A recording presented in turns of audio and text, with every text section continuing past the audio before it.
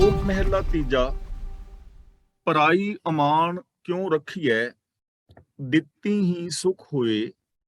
ਗੁਰ ਕਾ ਸ਼ਬਦ ਗੁਰ ਥੈ ਟਿਕੈ, ਹੋਰ ਥੈ ਪ੍ਰਗਟ ਨਾ ਹੋਏ। ਪਰਾਈ ਅਮਾਨ ਦਾ ਮਤਲਬ ਪਰਾਈ ਅਮਾਨਤ, ਅਮਾਨ ਦਾ ਮਤਲਬ ਅਮਾਨਤ, ਦਿੱਤੀ ਹੀ ਦਾ ਮਤਲਬ ਦਿੱਤਿਆਂ ਹੀ।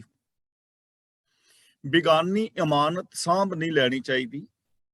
ਬਿਗਾਨੀ ਇਮਾਨਤ ਬਗਾਨੇ ਨੂੰ ਦਿੱਤਿਆਂ ਹੀ ਸੁਖ ਮਿਲਦਾ ਹੈ, ਖੁਸ਼ੀ ਮਿਲਦੀ ਹੈ, ਇੱਜ਼ਤ ਮਿਲਦੀ ਹੈ। ਬਿਗਾਨੀ ਅਮਾਨਤ ਕਦੇ ਵੀ ਸਾਂਭ ਲੈਣੀ ਨਹੀਂ ਚਾਹੀਦੀ, ਰੱਖਣੀ ਨਹੀਂ ਚਾਹੀਦੀ, ਸਗੋਂ ਉਸ ਦੀ ਅਮਾਨਤ ਵਾਪਸ ਕਰਨੀ ਚਾਹੀਦੀ ਹੈ। ਅਮਾਨਤ ਵਾਪਸ ਕਰਨ ਦੇ ਅੰਦਰ ਹੀ ਖੁਸ਼ੀ ਮਿਲਦੀ ਹੈ।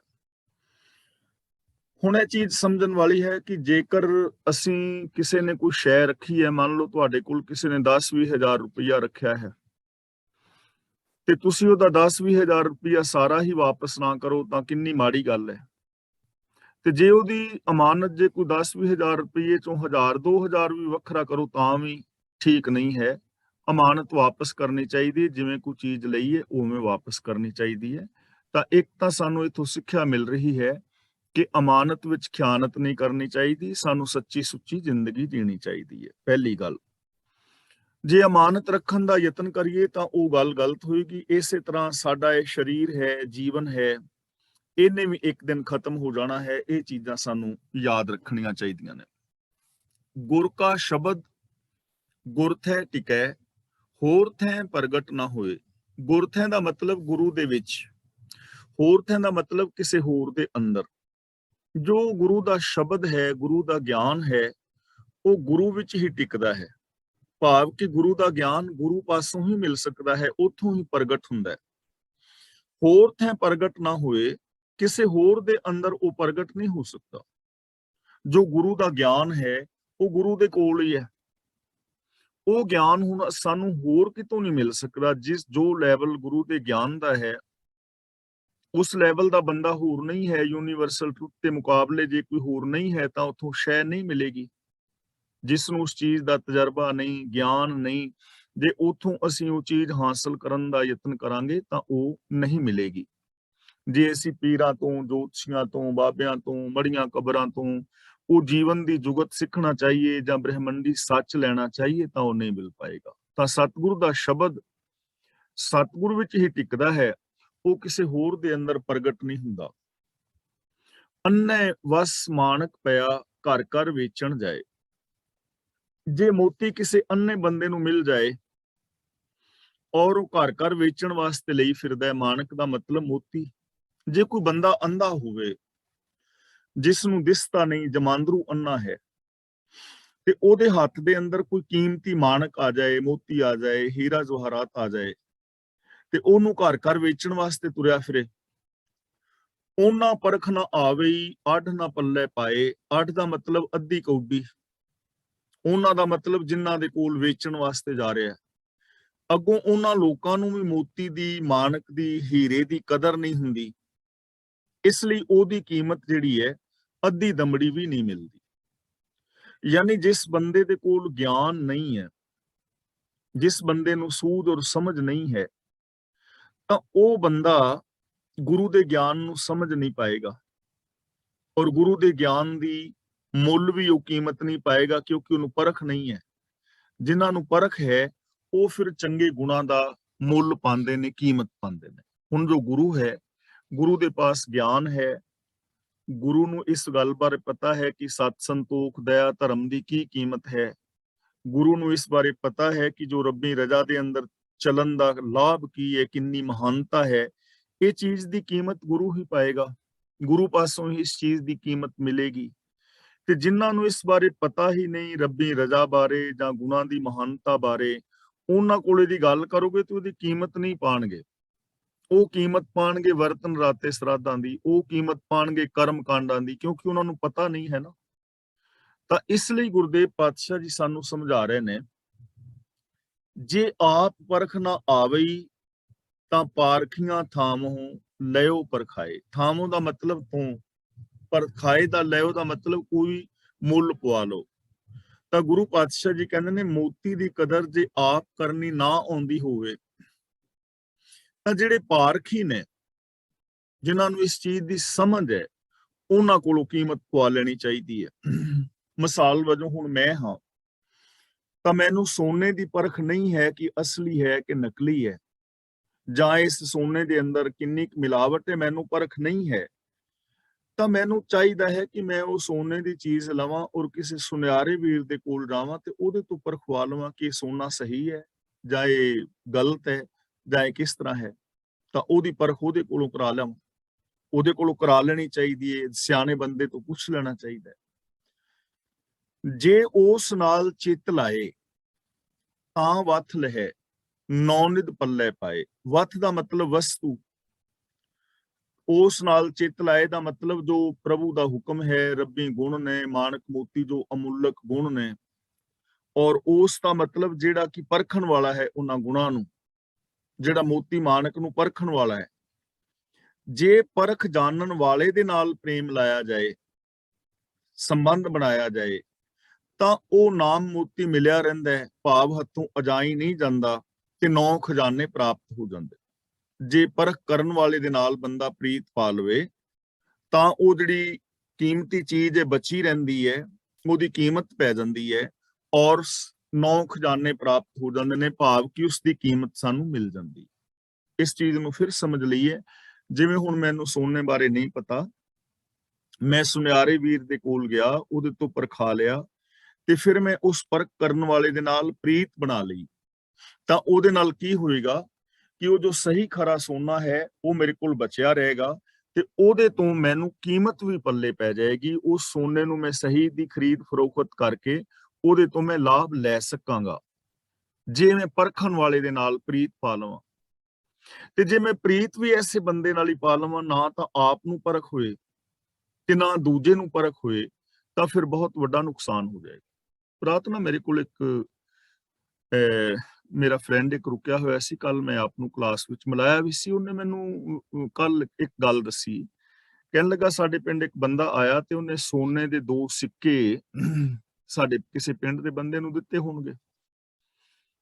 ਤੇ ਉਹ ਕਹਿਣ ਲੱਗਾ ਵੀ ਇਹ ਸੋਨੇ ਦੇ ਸਿੱਕੇ ਨੇ ਮੇਰੇ ਕੋਲ ਤੇ ਮੈਂ ਵੇਚਣਾ ਚਾਹੁੰਦਾ ਵਾਂ, ਤੇ ਮੈਨੂੰ ਇਹ ਸੋਨੇ ਦੇ ਸਿੱਕੇ ਕਿਰੋਂ ਪੈਲੀ ਪੁੱਟਦਿਆਂ ਲੱਭੇ ਸੀ ਤੇ ਮੈਨੂੰ ਵਿਆਹ ਵਾਸਤੇ ਪੈਸੇ ਚਾਹੀਦੇ ਨੇ ਤੇ ਤੂੰ ਇਹ ਸਿੱਕੇ ਖਰੀਦ ਲੈ। ਉਹਨੇ ਉਹ 2 ਸਿੱਕੇ ਦਿੱਤੇ ਉਹਨੂੰ ਤੇ ਕਹਿੰਦਾ ਉਹ ਸੁਨਿਆਰੇ ਦੇ ਕੋਲ ਲੈ ਕੇ ਗਿਆ ਤੇ ਸੁਨਿਆਰੇ ਨੇ ਉਹ ਸਿੱਕੇ ਵੇਖੇ ਤੇ ਉਹ ਸਿੱਕੇ ਬਿਲਕੁਲ ਠੀਕ ਸੀ, ਸੋਨੇ ਦੇ ਸੀ। ਉਹਨੇ ਕਿਹਾ ਵੀ ਠੀਕ ਹੈ, ਸੋਨੇ ਦੇ ਅਸਲੀ ਸਿੱਕੇ ਨੇ। ਤੇ ਦੁਬਾਰਾ ਉਸ ਬੰਦੇ ਕੋਲ ਆਇਆ ਤੇ ਉਹ ਕਹਿਣ ਲੱਗਾ ਮੇਰੇ ਕੋਲ 2 ਕਿਲੋ ਸੋਨੇ ਦੇ ਸਿੱਕੇ ਨੇ।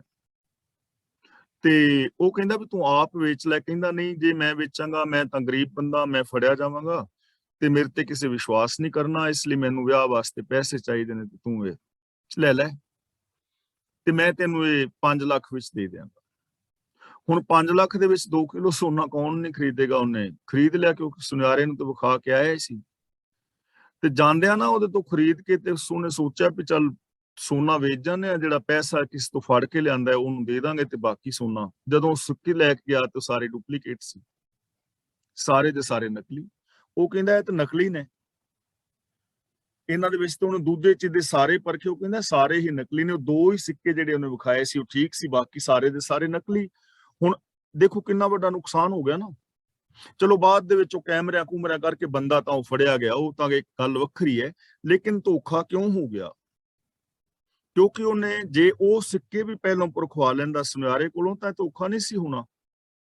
ਤਾਂ ਇਸੇ ਤਰ੍ਹਾਂ ਜੋ ਸੱਚ ਹੈ, ਜੇ ਸਾਨੂੰ ਆਪ ਪਤਾ ਨਹੀਂ ਤਾਂ ਸਾਨੂੰ ਪਰਖਾ ਲੈਣਾ ਚਾਹੀਦਾ ਹੈ। ਤੇ ਉਹ ਪਰਖਾਣਾ ਕਿਤੇ ਤੋਂ ਹੈ? ਉਹ ਸੁਨਿਆਰਾ ਹੈ ਗੁਰੂ ਕੋਲੋਂ।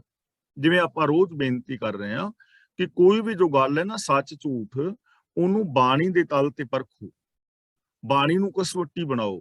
ਜਿਹੜੀ ਚੀਜ਼ ਗੁਰਬਾਣੀ ਦੀ ਪਰਖ ਤੇ ਪੂਰੀ ਉਤਰਦੀ ਹੈ ਉਹਨੂੰ ਸੱਚ ਮੰਨ ਲਓ, ਤੇ ਜਿਹੜੀ ਚੀਜ਼ ਗੁਰਬਾਣੀ ਦੀ ਕਸਵੱਟੀ ਤੇ ਨਹੀਂ ਪੂਰੀ ਉਤਰਦੀ ਉਹਨੂੰ ਛੱਡ ਦਿਓ, ਨਹੀਂ ਤਾਂ ਗੜਬੜ ਹੋ ਜਾਏਗੀ।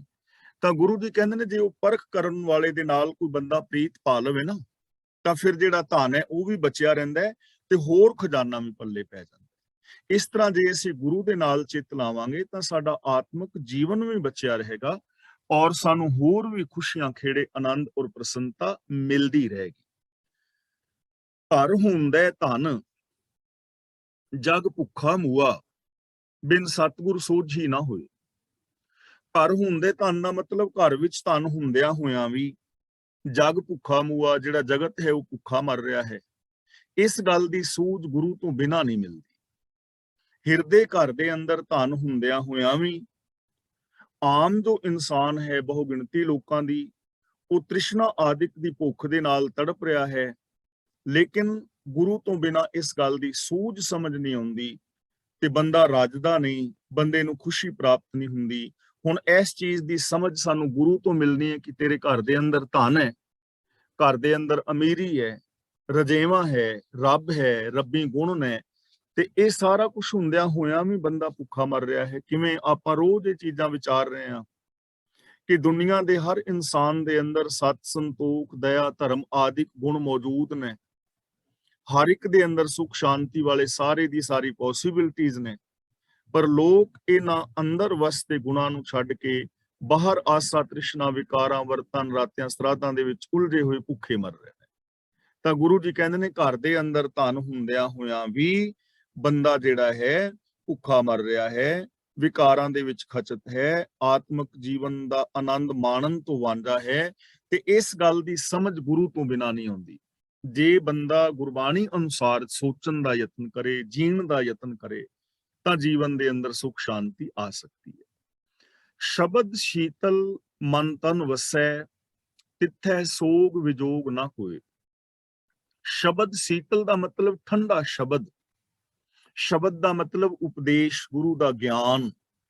ਜੋ ਗੁਰੂ ਦਾ ਗਿਆਨ ਸ਼ੀਤਲਤਾ ਦੇਣ ਵਾਲਾ ਹੈ, ਠੰਡਕ ਪਾਉਣ ਵਾਲਾ ਹੈ, ਜੇ ਇਹ ਮਨ ਔਰ ਤਨ ਦੇ ਅੰਦਰ ਵਸ ਜਾਏ, ਤਾਂ ਜਿਸ ਮਨ ਔਰ ਤਨ ਦੇ ਅੰਦਰ ਠੰਡਕ ਪਾਉਣ ਵਾਲਾ ਗੁਰੂ ਦਾ ਉਪਦੇਸ਼ ਵਸ ਜਾਂਦਾ ਹੈ, ਉੱਥੇ ਫਿਰ ਕੋਈ ਸੋਗ ਵਿਜੋਗ ਨਹੀਂ ਹੁੰਦਾ। ਸੋਗ ਦਾ ਮਤਲਬ ਚਿੰਤਾ, ਵਿਜੋਗ ਦਾ ਮਤਲਬ ਵਿਛੋੜਾ। ਉੱਥੇ ਫਿਰ ਰੱਬ ਦੇ ਨਾਲੋਂ ਵਿਛੋੜਾ ਨਹੀਂ ਹੁੰਦਾ, ਉੱਥੇ ਕੋਈ ਵਿਛੋੜੇ ਦਾ ਦੁੱਖ ਨਹੀਂ ਹੁੰਦਾ, ਉੱਥੇ ਚਿੰਤਾਵਾਂ ਨਹੀਂ ਹੁੰਦੀਆਂ, ਜਿੱਥੇ ਠੰਡਕ ਪਾਉਣ ਵਾਲਾ ਗੁਰੂ ਦਾ ਉਪਦੇਸ਼ ਮਨ ਔਰ ਤਨ ਦੇ ਅੰਦਰ ਵਸ ਜਾਏ। ਦੇਖੋ ਕਿੰਨਾ ਸੌਖਾ ਸਾਧਨ ਗੁਰੂ ਜੀ ਸਾਨੂੰ ਦੱਸ ਰਹੇ ਨੇ ਕਿ ਜੋ ਗੁਰੂ ਦਾ ਉਪਦੇਸ਼ ਹੈ, ਗੁਰੂ ਦਾ ਦਿੱਤਾ ਵੇ ਆਫ ਲਾਈਫ ਹੈ, ਇਹ ਠੰਡਕ ਪਾਉਣ ਵਾਲਾ ਹੈ। ਜੇ ਅਸੀਂ ਇਸ ਉਪਦੇਸ਼ ਨੂੰ ਆਪਣੇ ਮਨ ਵਿੱਚ, ਤਨ ਵਿੱਚ ਵਸਾ ਲਈਏ, ਮਨ ਤਨ ਕਰਕੇ ਜੇ ਅਸੀਂ ਬਾਣੀ ਨੂੰ ਇੰਪਲੀਮੈਂਟ ਕਰੀਏ, ਤਾਂ ਚਿੰਤਾਵਾਂ ਵੀ ਮੁੱਕ ਜਾਣਗੀਆਂ, ਰੱਬ ਦੇ ਨਾਲ ਵਿਛੋੜਾ ਵੀ ਨਹੀਂ ਹੋਏਗਾ, ਰੱਬ ਦੇ ਨਾਲ ਮਿਲਾਪ ਵੀ ਬਣਿਆ ਰਹੇਗਾ, ਤੇ ਇਹ ਜੋ ਦੁਨਿਆਵੀ ਰਿਸ਼ਤੇ ਨਾਤੇ ਨੇ, ਇਹਨਾਂ ਦੀ ਵੀ ਟੁੱਟ ਭੱਜ ਨਹੀਂ ਹੋਏਗੀ। ਵਸਤ ਭਰਾਈ ਆਪ ਗਰਭ ਕਰੇ, ਮੂਰਖ ਆਪ ਗਣਾਏ। ਗਰਭ ਦਾ ਮਤਲਬ ਅਹੰਕਾਰ, ਆਪ ਗਣਾਏ ਦਾ ਮਤਲਬ ਆਪਣੇ ਆਪ ਨੂੰ ਚੰਗਾ ਜਾਣਦਾ ਹੈ। ਪਰ ਹੁਣ ਵਸਤੂ ਪਰਾਈ ਹੈ, ਪਰਾਈ ਵਸਤੂ, ਤੇ ਪਰਾਈ ਵਸਤੂ ਨੂੰ ਆਪਣੀ ਸਮਝ ਕੇ ਹੰਕਾਰ ਕਰੇ ਤੇ ਮੂਰਖ ਆਪਣਾ ਆਪਾ ਜਤਾਏ, ਤਾਂ ਉਸ ਬੰਦੇ ਨੂੰ ਸਿਆਣਾ ਨਹੀਂ ਨਾ ਕਹਿ ਸਕਦੇ। ਇਹ ਜਿਹੜੀ ਸ਼ੁਭ ਗੁਣ ਆਦਿਕ ਨੇ, ਹੁਣ ਇਹ ਰੱਬੀ ਗੁਣ ਨੇ, ਇਹਨਾਂ ਨੂੰ ਧਾਰਨ ਕਰਨਾ ਚਾਹੀਦਾ। ਯਾਨੀ ਮੂਰਖ ਦੇ ਹਿਰਦੇ ਦੇ ਅੰਦਰ ਇਹ ਗੁਣ ਤੇ ਵਸਦੇ ਨਹੀਂ। ਗੁਣ ਨੇ ਗੁਰੂ ਦੇ ਕੋਲ, ਗੁਣ ਨੇ ਚੰਗੇ ਇਨਸਾਨਾਂ ਦੇ ਕੋਲ, ਤੇ ਮੂਰਖ ਬੰਦਾ ਹੈ ਤੇ ਮੂਰਖ ਬੰਦੇ ਦੇ ਕੋਲ ਇਹ ਗੁਣ ਨਹੀਂ ਹਨ, ਲੇਕਿਨ ਬਿਨਾਂ ਗੁਣਾਂ ਤੋਂ ਹੀ ਉਹ ਹੰਕਾਰ ਕਰੀ ਜਾ ਰਿਹਾ ਹੈ। ਸੋਨਾ ਤੁਹਾਡੇ ਕੋਲ ਹੋਵੇ, ਮੰਨ ਲਓ ਤੁਹਾਡੇ ਕੋਲ 10-20 ਕਰੋੜ ਰੁਪਈਆ ਹੈ, ਤੇ ਉਹਦਾ ਹੰਕਾਰ ਮੈਂ ਕਰਾਂ ਤੇ ਦੂਜਿਆਂ ਨੂੰ ਮਤਲਬ ਹੰਕਾਰ ਕਰ ਕਰਕੇ ਵਿਖਾਵਾਂ ਕਿ ਉਹਦੇ ਕੋਲ ਇੰਨਾ ਸੋਨਾ ਹੈ, ਫਲਾਣਾ ਟਿੰਗੜਾ, ਇਹ ਹੈ ਉਹ ਹੈ, ਤਾਂ ਉਹਦਾ ਮੈਨੂੰ ਕੀ ਲਾਭ ਹੈ? ਲੋਕ ਮੂਰਖ ਕਹਿਣਗੇ ਨਾ ਵੀ ਜੇ ਉਹਨਾਂ ਦਾ ਤਾਂ ਉਹਨਾਂ ਕੋਲ ਹੈ, ਤੇਰਾ ਕੀ ਹੈ? ਤੇਰੇ ਕੋਲ ਕੀ ਹੈ? ਤੂੰ ਤੇ ਭੁੱਖਾ ਮਰ ਰਿਹਾ ਹੈ। ਬੇਗਾਨੀ ਵਸਤੂ ਤੇ ਅਸੀਂ ਹੰਕਾਰ ਨਹੀਂ ਨਾ ਕਰ ਸਕਦੇ। ਹੰਕਾਰ ਤਾਂ ਆਪਣੀ ਵਸਤੂ ਤੇ ਵੀ ਨਹੀਂ ਕਰਨਾ ਚਾਹੀਦਾ। ਤਾਂ ਗੁਰੂ ਪਾਤਸ਼ਾਹ ਜੀ ਕਹਿੰਦੇ ਨੇ ਮੂਰਖ ਬੰਦਾ ਬੇਗਾਨੀ ਵਸਤੂ ਨੂੰ ਆਪਣੀ ਸਮਝ ਕੇ ਅਹੰਕਾਰ ਕਰਦਾ ਹੈ। ਹੁਣ ਇੱਥੇ ਦੋ ਤਿੰਨ ਚੀਜ਼ਾਂ ਸਮਝਣ ਵਾਲੀਆਂ ਨੇ। ਇੱਕ ਤਾਂ ਜੇ ਮੇਰੇ ਅੰਦਰ ਗੁਣ ਨਹੀਂ ਤੇ ਮੈਂ ਤੁਹਾਡੇ ਗੁਣਾਂ ਉੱਤੇ ਹੰਕਾਰ ਕਰਾਂ ਤਾਂ ਉਹ ਮੇਰੀ ਗਲਤੀ ਹੋਏਗੀ। ਮਿਸਾਲ ਵਜੋਂ ਹੁਣ ਮੈਂ ਇਹ ਕਹੀ ਜਾਵਾਂ ਕਿ ਮੇਰਾ ਦਾਦਾ ਬਹੁਤ ਚੰਗਾ ਸੀ, ਧਰਮੀ ਸੀ, ਉਹ ਨਸ਼ਿਆਂ ਦੀ ਵਰਤੋਂ ਨਹੀਂ ਸੀ ਕਰਦਾ, ਉਹ ਪਰਉਪਕਾਰੀ ਸੀ, ਲੋਕਾਂ ਦੀ ਹੈਲਪ ਕਰਦਾ ਸੀ, ਉਹ ਗਰੀਬ ਕੁੜੀਆਂ ਦੇ ਵਿਆਹ ਕਰਦਾ ਸੀ ਜਾਂ ਲੋਕਾਂ ਦੀ ਸਿੱਖਿਆ ਦੇ ਵਿੱਚ ਹੈਲਪ ਕਰਦਾ ਸੀ, ਬਹੁਤ ਚੰਗਾ ਸੀ ਮੇਰਾ ਦਾਦਾ, ਮੇਰਾ ਦਾਦਾ ਐਡਾ ਵੱਡਾ ਸੀ, ਮੇਰਾ ਦਾਦਾ ਇੰਨਾ ਮਹਾਨ ਸੀ, ਤੇ ਆਪ ਮੈਂ ਸ਼ਰਾਬਾਂ ਪੀਂਦਾ ਹੋਵਾਂ, ਕਰੈਕਟਰਲੈਸ ਹੋਵਾਂ, ਆਪ ਮੈਂ ਲੋਕਾਂ ਦੀਆਂ ਚੋਰੀਆਂ ਕਰਦਾ ਹੋਵਾਂ, ਤਾਂ ਲੋਕ ਮੈਨੂੰ ਕੀ ਕਹਿਣਗੇ? ਵੀ ਦਾਦਾ ਚੰਗਾ ਸੀ, ਤੂੰ ਕਾਹਦਾ ਹੰਕਾਰ ਕਰ ਰਿਹਾ, ਆਪਣੀ ਜ਼ਿੰਦਗੀ ਤਾਂ ਵੇਖ। ਇਸ ਲਈ ਗੁਰੂ ਪਾਤਸ਼ਾਹ ਜੀ ਸਾਨੂੰ ਸਮਝਾ ਰਹੇ ਨੇ, ਪਹਿਲੀ ਗੱਲ ਤਾਂ ਇਹ ਕਿ ਗੁਣ ਆਪਣੇ ਅੰਦਰ ਹੋਣੇ ਚਾਹੀਦੇ ਨੇ, ਗੁਣਾਂ ਦੇ ਧਾਰਨੀ ਆਪ ਹੋਣਾ ਚਾਹੀਦਾ ਹੈ, ਬੇਗਾਨੀਆਂ ਵਸਤੂਆਂ ਤੇ ਹੰਕਾਰ ਨਹੀਂ ਕੀਤਾ ਜਾ ਸਕਦਾ। ਦੂਜੀ ਗੱਲ, ਇਹ ਜੋ ਸਾਡਾ ਸਰੀਰ ਆਦਿਕ ਹੈ, ਜੇ ਕੋਈ ਬੰਦਾ ਇਹਦੇ ਤੇ ਹੰਕਾਰ ਕਰੇ ਤਾਂ ਇਹ ਵੀ ਪਰਾਈ ਅਮਾਨ ਹੀ ਹੈ, ਕਿਉਂਕਿ ਸਰੀਰ ਨੇ ਵੀ ਇੱਕ ਦਿਨ ਰਹਿਣਾ ਨਹੀਂ ਨਾ, ਇਹਨੇ ਵੀ ਚਲੇ ਜਾਣਾ ਹੈ।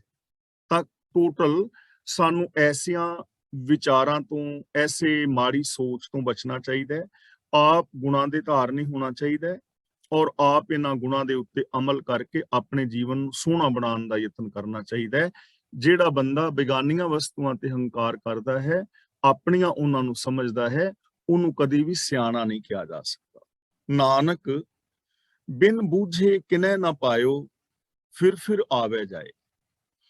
ਪਾਇਓ ਦਾ ਮਤਲਬ ਪਾਇਆ, ਤਾਂ ਬੂਝੇ ਦਾ ਮਤਲਬ ਸਮਝਣ ਤੋਂ ਬਿਨਾ। हे ਨਾਨਕ, ਜਦ ਤੱਕ ਗੁਰੂ ਦੇ ਸ਼ਬਦ ਦੀ ਰਾਹੀਂ ਸਮਝ ਨਹੀਂ ਪੈਂਦੀ, ਬਿਨ ਬੂਝੇ ਕਿਨੈ ਨਾ ਪਾਇਓ, ਤਦ ਤੱਕ ਕਿਸੇ ਨੇ ਵੀ ਇਹ ਮਾਨਕ ਮੋਤੀ, ਉੱਚਾ ਸੁੱਚਾ ਜੀਵਨ ਜਾਂ ਰੱਬੀ ਗੁਣਾਂ ਦੀ ਪ੍ਰਾਪਤੀ ਨਹੀਂ ਕੀਤੀ। ਤੇ ਜਿਨਨੇ ਗੁਰੂ ਤੋਂ ਸਮਝ ਨਹੀਂ ਲਈ, ਗੁਰੂ ਤੋਂ ਗਿਆਨ ਦੀ ਦਾਤ ਲੈ ਕੇ ਆਪਣੇ ਅੰਦਰ ਸਮਝ ਪੈਦਾ ਨਹੀਂ ਕੀਤੀ, ਇਹਨਾਂ ਰੱਬੀ ਗੁਣਾਂ ਨੂੰ, ਦਾਤਾਂ ਨੂੰ ਪਾਇਆ ਨਹੀਂ, ਫਿਰ ਆਵੇ ਜਾਏ ਦਾ ਮਤਲਬ, ਮੁੜ ਕੇ ਆਵੇ ਜਾਏ ਦਾ ਮਤਲਬ ਭਟਕਦਾ ਹੈ। ਉਹ ਬੰਦਾ ਮੁੜ ਕੇ ਭਟਕਣਾ ਵਿੱਚ ਹੀ ਪਿਆ ਰਹਿੰਦਾ ਹੈ, ਸਾਰੀ ਜ਼ਿੰਦਗੀ ਉਹਦੀ ਭਟਕਣਾ ਵਿੱਚ ਹੀ ਲੰਘ ਜਾਂਦੀ ਹੈ। ਬੇਸ਼ੱਕ ਉਹ ਗੁਰੂ ਦੇ ਚਰਨਾਂ ਵਿੱਚ ਵੀ ਰੋਜ਼ ਮੱਥਾ ਟੇਕਣ ਆਉਂਦਾ ਰਹੇ, ਪਰ ਜੇ ਗੁਰੂ ਦੀ ਪਾਵਨ ਬਾਣੀ ਨੂੰ ਪੜ੍ਹ ਕੇ ਬੁੱਝਦਾ ਨਹੀਂ, ਉਹਦੇ ਤੇ ਅਮਲ ਨਹੀਂ ਕਰਦਾ, ਤਾਂ ਉਸ ਮਨੁੱਖ ਦੀ ਜ਼ਿੰਦਗੀ ਦੇ ਵਿੱਚ ਸਿਰਫ ਔਰ ਸਿਰਫ ਭਟਕਣਾ ਬਣੀ ਰਹਿੰਦੀ ਹੈ। ਉਹਦੇ ਮਨ ਦੇ ਅੰਦਰ ਟਿਕਾਵ ਨਹੀਂ ਹੁੰਦਾ, ਉਹਦੀ ਜ਼ਿੰਦਗੀ ਦਾ ਕੋਈ ਵੱਡਾ ਉੱਚਾ ਸੁੱਚਾ ਗੋਲ ਔਰ ਏਮ ਨਹੀਂ ਹੁੰਦਾ, ਉਹ ਮੁੜ ਕੇ ਭਟਕਦਾ ਹੀ ਰਹਿੰਦਾ ਹੈ। ਮਹਿਲਾ ਤੀਜਾ, ਮਨ ਆਨੰਦ ਭਇਆ ਮਿਲਿਆ ਹਰ ਪ੍ਰੀਤਮ, ਸਰਸੇ ਸੱਜਣ ਸੰਤ ਪਿਆਰੇ। ਇਹਨੂੰ ਸਰਸੇ ਨਹੀਂ ਪੜਨਾ, ਸਰਸੇ। ਸਰਸੇ ਦਾ ਮਤਲਬ ਪ੍ਰਸੰਨ ਹੋਏ। ਮਨ ਆਨੰਦ ਭਇਆ ਦਾ ਮਤਲਬ ਮਨ ਦੇ ਵਿੱਚ ਖੁਸ਼ੀ ਪੈਦਾ ਹੋ ਗਈ।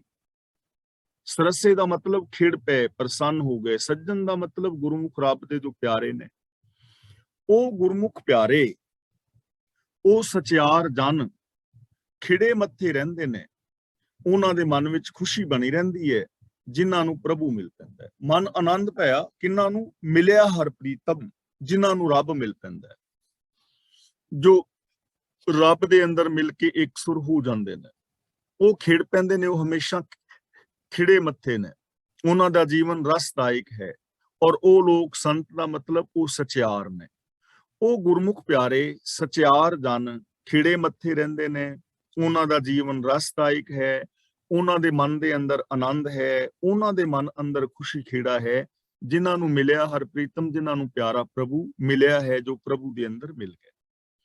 ਜੋ ਧੁਰ ਮਿਲੇ ਨਾ ਵਿਛੁੜਹਿ ਕਬਹੂ, ਜੇ ਮੇਲੇ ਆਪ ਕਰਤਾਰੇ।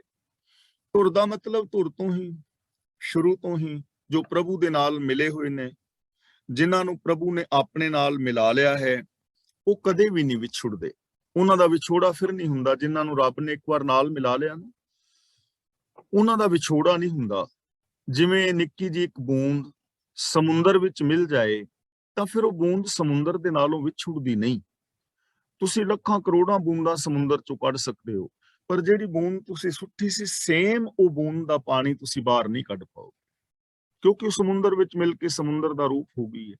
ਇਸੇ ਤਰ੍ਹਾਂ ਜੋ ਲੋਕ ਆਪਣੀ ਸੁਰਤ ਨੂੰ, ਆਪਣੀ ਸੋਚ ਨੂੰ, ਆਪਣੀ ਮੈਂਟੈਲਿਟੀ ਨੂੰ ਰੱਬ ਦੀ ਸੋਚ ਵਿੱਚ ਮਿਲਾ ਦਿੰਦੇ ਨੇ, ਉਹਨਾਂ ਨੂੰ ਫਿਰ ਕਦੇ ਵਿਛੋੜਾ ਨਹੀਂ ਸਹਾਰਨਾ ਪੈਂਦਾ, ਉਹ ਕਦੇ ਵਿਛੁੜਦੇ ਨਹੀਂ, ਉਹਨਾਂ ਦਾ ਮਿਲਾਪ ਹਮੇਸ਼ਾ ਲਈ ਹੋ ਜਾਂਦਾ ਹੈ, ਉਹ ਕਦੇ ਵੀ ਨਹੀਂ ਵਿਛੁੜਦੇ। ਉਹਨਾਂ ਨੂੰ ਆਰਿਆਂ ਦੇ ਨਾਲ ਬੇਸ਼ੱਕ ਚੀਰ ਲੋ, ਪਰ ਰੱਬ ਨਾਲੋਂ, ਗੁਰੂ ਨਾਲੋਂ ਟੁੱਟਦੇ ਨਹੀਂ, ਜਿਹੜੇ ਧੁਰ ਤੋਂ ਹੀ ਮਿਲੇ ਨੇ ਔਰ ਜਿਨ੍ਹਾਂ ਨੂੰ ਪ੍ਰਭੂ ਨੇ ਆਪਣੇ ਨਾਲ ਮਿਲਾ ਲਿਆ।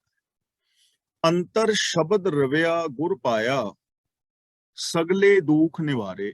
ਰਵਿਆ ਦਾ ਮਤਲਬ ਪ੍ਰਗਟ ਹੋਇਆ, ਵਸਿਆ। ਰਵਿਆ ਦਾ ਮਤਲਬ ਵਸ ਪਿਆ। ਗੁਰ ਪਾਇਆ ਦਾ ਮਤਲਬ ਗੁਰੂ ਮਿਲ ਪਿਆ। ਸਗਲੇ ਦੁੱਖ ਨਿਵਾਰੇ ਦਾ ਮਤਲਬ ਦੁੱਖ ਦੂਰ ਕੀਤੇ। ਅੰਤਰ ਸ਼ਬਦ ਰਵਿਆ ਗੁਰ ਪਾਇਆ, ਜਿਨ੍ਹਾਂ ਦੇ ਅੰਦਰ ਗੁਰੂ ਦਾ ਸ਼ਬਦ ਵਸਦਾ ਹੈ, ਉਪਦੇਸ਼ ਵਸਦਾ ਹੈ, ਉਹਨਾਂ ਨੂੰ, ਜਿਨ੍ਹਾਂ ਨੂੰ ਗੁਰੂ ਮਿਲ ਪੈਂਦਾ ਹੈ, ਉਹਨਾਂ ਦੇ ਅੰਦਰ ਗੁਰੂ ਦਾ ਸ਼ਬਦ ਵਸਦਾ ਹੈ। ਯਾਨੀ ਜਿਨ੍ਹਾਂ ਨੂੰ ਗੁਰੂ ਮਿਲ ਪਿਆ, ਗੁਰੂ ਦੇ ਮਿਲਾਪ ਕਰਕੇ ਜਿਨ੍ਹਾਂ ਦੇ ਅੰਦਰ ਗੁਰੂ ਦਾ ਸ਼ਬਦ ਵਸ ਗਿਆ, ਯਾਨੀ ਗੁਰੂ ਨੂੰ ਮਿਲ ਕੇ ਜਿਨ੍ਹਾਂ ਨੇ ਗੁਰੂ ਉਪਦੇਸ਼ ਨੂੰ ਆਪਣੀ ਸੋਚ ਅੰਦਰ ਵਸਾ ਲਿਆ, ਗੁਰੂ ਦੇ ਸ਼ਬਦ ਨੂੰ ਇੰਪਲੀਮੈਂਟ ਕੀਤਾ, ਸਗਲੇ ਦੁੱਖ ਨਿਵਾਰੇ ਪ੍ਰਭੂ ਨੇ ਉਹਨਾਂ ਦੇ ਸਾਰੇ ਦੁੱਖ ਦੂਰ ਕਰ ਦਿੱਤੇ। ਉਹਨਾਂ ਦੇ ਸਾਰੇ ਦੁੱਖ ਦੂਰ ਹੋ ਜਾਂਦੇ ਨੇ। ਕਿੰਨਾਂ ਦੇ? ਜੋ ਗੁਰੂ ਨੂੰ ਮਿਲ ਕੇ ਗੁਰੂ ਦੇ ਉਪਦੇਸ਼ ਨੂੰ ਆਪਣੀ ਸੋਚ ਵਿੱਚ ਵਸਾ ਲੈਂਦੇ ਨੇ, ਗੁਰੂ ਉਪਦੇਸ਼ ਨੂੰ ਇੰਪਲੀਮੈਂਟ ਕਰਦੇ ਹਨ, ਉਹਨਾਂ ਦੇ ਸਾਰੇ ਦੁੱਖ ਦੂਰ ਹੋ ਜਾਂਦੇ। ਔਰ ਹਕੀਕਤ ਇਹੀ ਹੈ, ਯੂਨੀਵਰਸਲ ਟਰੁਥ ਹੈ ਇਹ, ਕਿ ਜਿੰਨੇ ਵੀ ਦੁੱਖ ਨੇ ਉਹ ਪਾਪਾਂ ਵਿਕਾਰਾਂ ਕਰਕੇ ਨੇ, ਔਰ ਜਿੰਨੇ ਵੀ ਸੁੱਖ ਨੇ ਉਹ ਸ਼ੁਭ ਗੁਣਾ ਕਰਕੇ ਨੇ।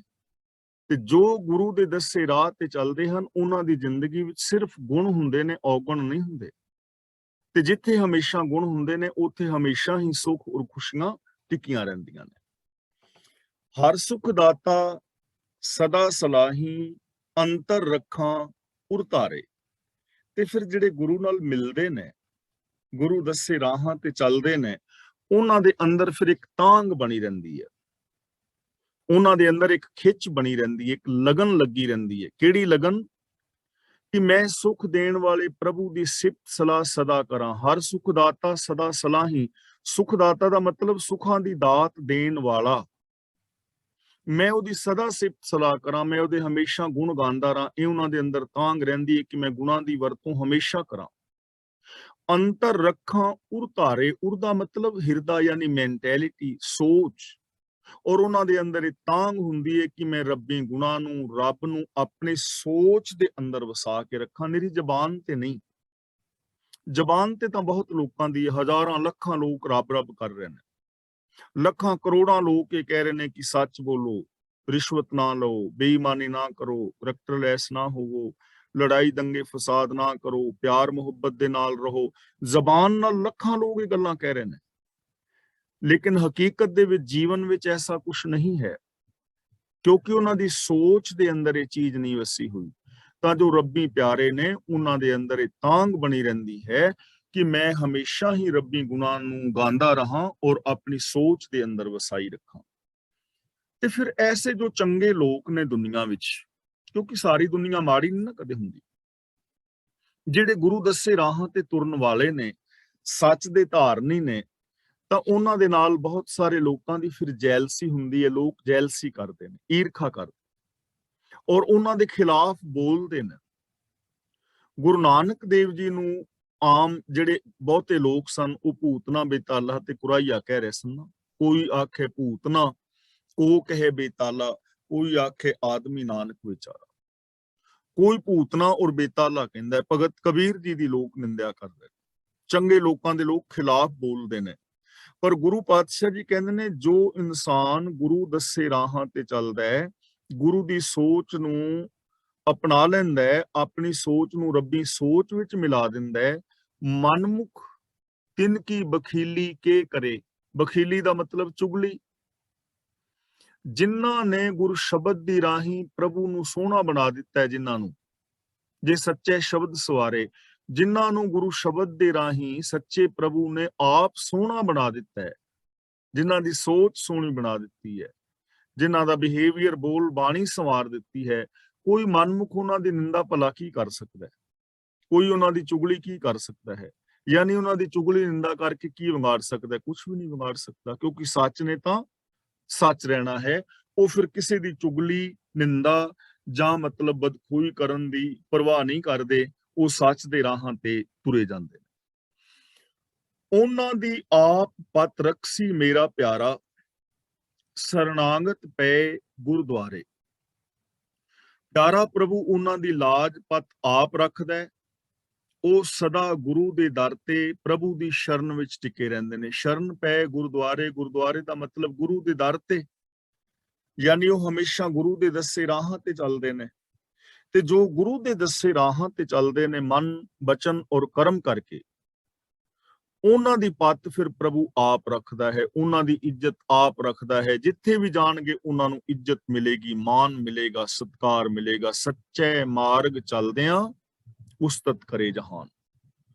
ਨਾਨਕ ਗੁਰਮੁਖ ਸੇ ਸੁਹੇਲੇ ਪਏ, ਮੁਖ ਊਜਲ ਦਰਬਾਰੇ। ਸੁਹੇਲੇ ਦਾ ਮਤਲਬ ਸੁਖੀ, ਦਰਬਾਰੇ ਦਾ ਮਤਲਬ ਪ੍ਰਭੂ ਦੀ ਹਜ਼ੂਰੀ ਵਿੱਚ, ਮਨਮੁਖ ਦਾ ਮਤਲਬ ਆਪਣੇ ਮਨ ਦੇ ਪਿੱਛੇ ਤੁਰਨ ਵਾਲਾ ਮਨੁੱਖ, ਤੇ ਗੁਰਮੁਖ ਦਾ ਮਤਲਬ ਗੁਰੂ ਦੇ ਦੱਸੇ ਰਾਹਾਂ ਤੇ ਤੁਰਨ ਵਾਲਾ। ਨਾਨਕ ਗੁਰਮੁਖ ਸੇ ਸੁਹੇਲੇ ਪੈ, ਗੁਰੂ ਜੀ ਕਹਿੰਦੇ ਨੇ ਹੇ ਨਾਨਕ ਉਹ ਗੁਰਮੁਖ ਸੁਖੀ ਰਹਿੰਦੇ ਨੇ। ਮੁਖ ਉਜਲ ਦਰਬਾਰੇ, ਔਰ ਰੱਬੀ ਦਰ ਦੇ ਅੰਦਰ ਵੀ ਉਹਨਾਂ ਦੇ ਮੁਖ ਉਜਵਲ ਹੁੰਦੇ ਨੇ, ਰੱਬੀ ਦਰ ਤੇ ਵੀ ਉਹਨਾਂ ਨੂੰ ਮਾਣ ਮਿਲਦਾ ਹੈ। ਪੰਚ ਪ੍ਰਵਾਨ ਪੰਚ ਪ੍ਰਧਾਨ, ਪੰਚੇ ਪਾਵਹਿ ਦਰਗਾਹ ਮਾਨ, ਪੰਚੇ ਸੋਹੈ ਦਰ ਰਾਜਾਨ। ਜਿਹੜੇ ਪੰਚ ਜਨ ਨੇ, ਜੋ ਸਿਰਮੌਰ ਨੇ ਯਾਨੀ ਸਚਿਆਰ ਨੇ, ਗੁਰੂ ਦੇ ਦੱਸੇ ਰਾਹਾਂ ਤੇ ਤੁਰਨ ਵਾਲੇ ਨੇ, ਉਹ ਹਰ ਥਾਂ ਤੇ ਪ੍ਰਵਾਨ ਨੇ, ਉਹੀ ਉੱਗੇ ਪੁਰਖ ਨੇ, ਉਹਨਾਂ ਨੂੰ ਮਾਣ ਮਿਲਦਾ ਹੈ। ਰਾਜਿਆਂ ਦੀ ਮਹਿਫਲ ਵਿੱਚ ਵੀ ਉਹਨਾਂ ਨੂੰ ਸਤਿਕਾਰ ਮਿਲਦਾ ਹੈ। ਰੱਬੀ ਦਰ ਤੇ ਯਾਨੀ ਹਰ ਥਾਂ ਤੇ ਉਹਨਾਂ ਦੇ ਮੁਖ ਉਜਵਲ ਨੇ, ਉਹ ਸੁਰਖਰੂ ਨੇ, ਉਹਨਾਂ ਦੇ ਉੱਤੇ ਕੋਈ ਦਾਗ ਔਰ ਧੱਬਾ ਨਹੀਂ ਹੁੰਦਾ ਪਾਪ ਔਰ ਵਿਕਾਰਾਂ ਦਾ।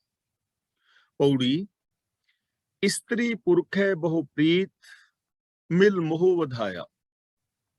ਮਨੁੱਖ ਦਾ ਆਪਣੀ ਇਸਤਰੀ ਦੇ ਨਾਲ ਪਿਆਰ ਹੁੰਦਾ ਹੈ, ਔਰ ਇਸਤਰੀ ਦਾ ਆਪਣੇ ਪਤੀ ਦੇ ਨਾਲ ਪਿਆਰ ਹੁੰਦਾ ਹੈ, ਪ੍ਰੀਤ ਹੁੰਦੀ ਹੈ, ਔਰ ਇਹ ਪ੍ਰੀਤ ਹੋਣੀ ਬਹੁਤ ਜ਼ਰੂਰੀ ਹੈ।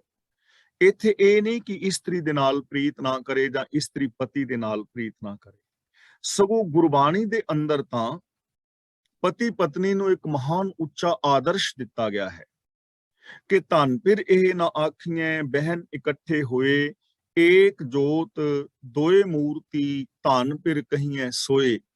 ਕਿ ਪਤੀ ਪਤਨੀ ਉਹਨੂੰ ਨਹੀਂ ਕਿਹਾ ਜਾਂਦਾ ਜੋ ਇੱਕ ਸਟੇਜ ਤੇ ਇਕੱਠੇ ਹੋ ਬਹਿਣ, ਅਸਲ ਦੇ ਅੰਦਰ ਪਤੀ ਔਰ ਪਤਨੀ ਉਹ ਨੇ ਜੋ ਵੇਖਣ ਨੂੰ ਦੋ ਹੋਣ ਲੇਕਿਨ ਸੋਚ ਉਹਨਾਂ ਦੀ ਇੱਕ ਹੋਵੇ, ਉਹਨੂੰ ਅਸਲੀ ਪਤੀ ਪਤਨੀ ਕਹਿੰਦੇ ਨੇ। ਪਰ ਇੱਥੇ ਜਿਹੜੀ ਪ੍ਰੋਬਲਮ ਹੈ, ਪਤੀ ਪਤਨੀ ਜੋ ਮਿਲ ਕੇ ਕ੍ਰੀਏਟ ਕਰ ਰਹੇ ਨੇ, ਇੱਥੇ ਉਹਦਾ ਜ਼ਿਕਰ ਕੀਤਾ ਗਿਆ ਹੈ। ਇੱਥੇ ਪਤੀ ਔਰ ਪਤਨੀ ਦੇ ਰਿਸ਼ਤੇ ਦੀ ਨੇੜਤਾ ਨੂੰ ਗਲਤ ਨਹੀਂ ਕਿਹਾ ਗਿਆ। ਇੱਥੇ ਜੋ ਪ੍ਰੋਬਲਮ ਹੈ, ਪਤੀ ਪਤਨੀ ਮਿਲ ਕੇ ਜੋ ਪ੍ਰੋਬਲਮ ਕ੍ਰੀਏਟ ਕਰ ਰਹੇ ਨੇ, ਇੱਥੇ ਉਹਦਾ ਜ਼ਿਕਰ ਹੈ। ਇਸਤਰੀ ਪੁਰਖ ਹੈ ਬਹੁ ਪ੍ਰੀਤ, ਮਿਲ ਮੋਹ ਵਧਾਇਆ।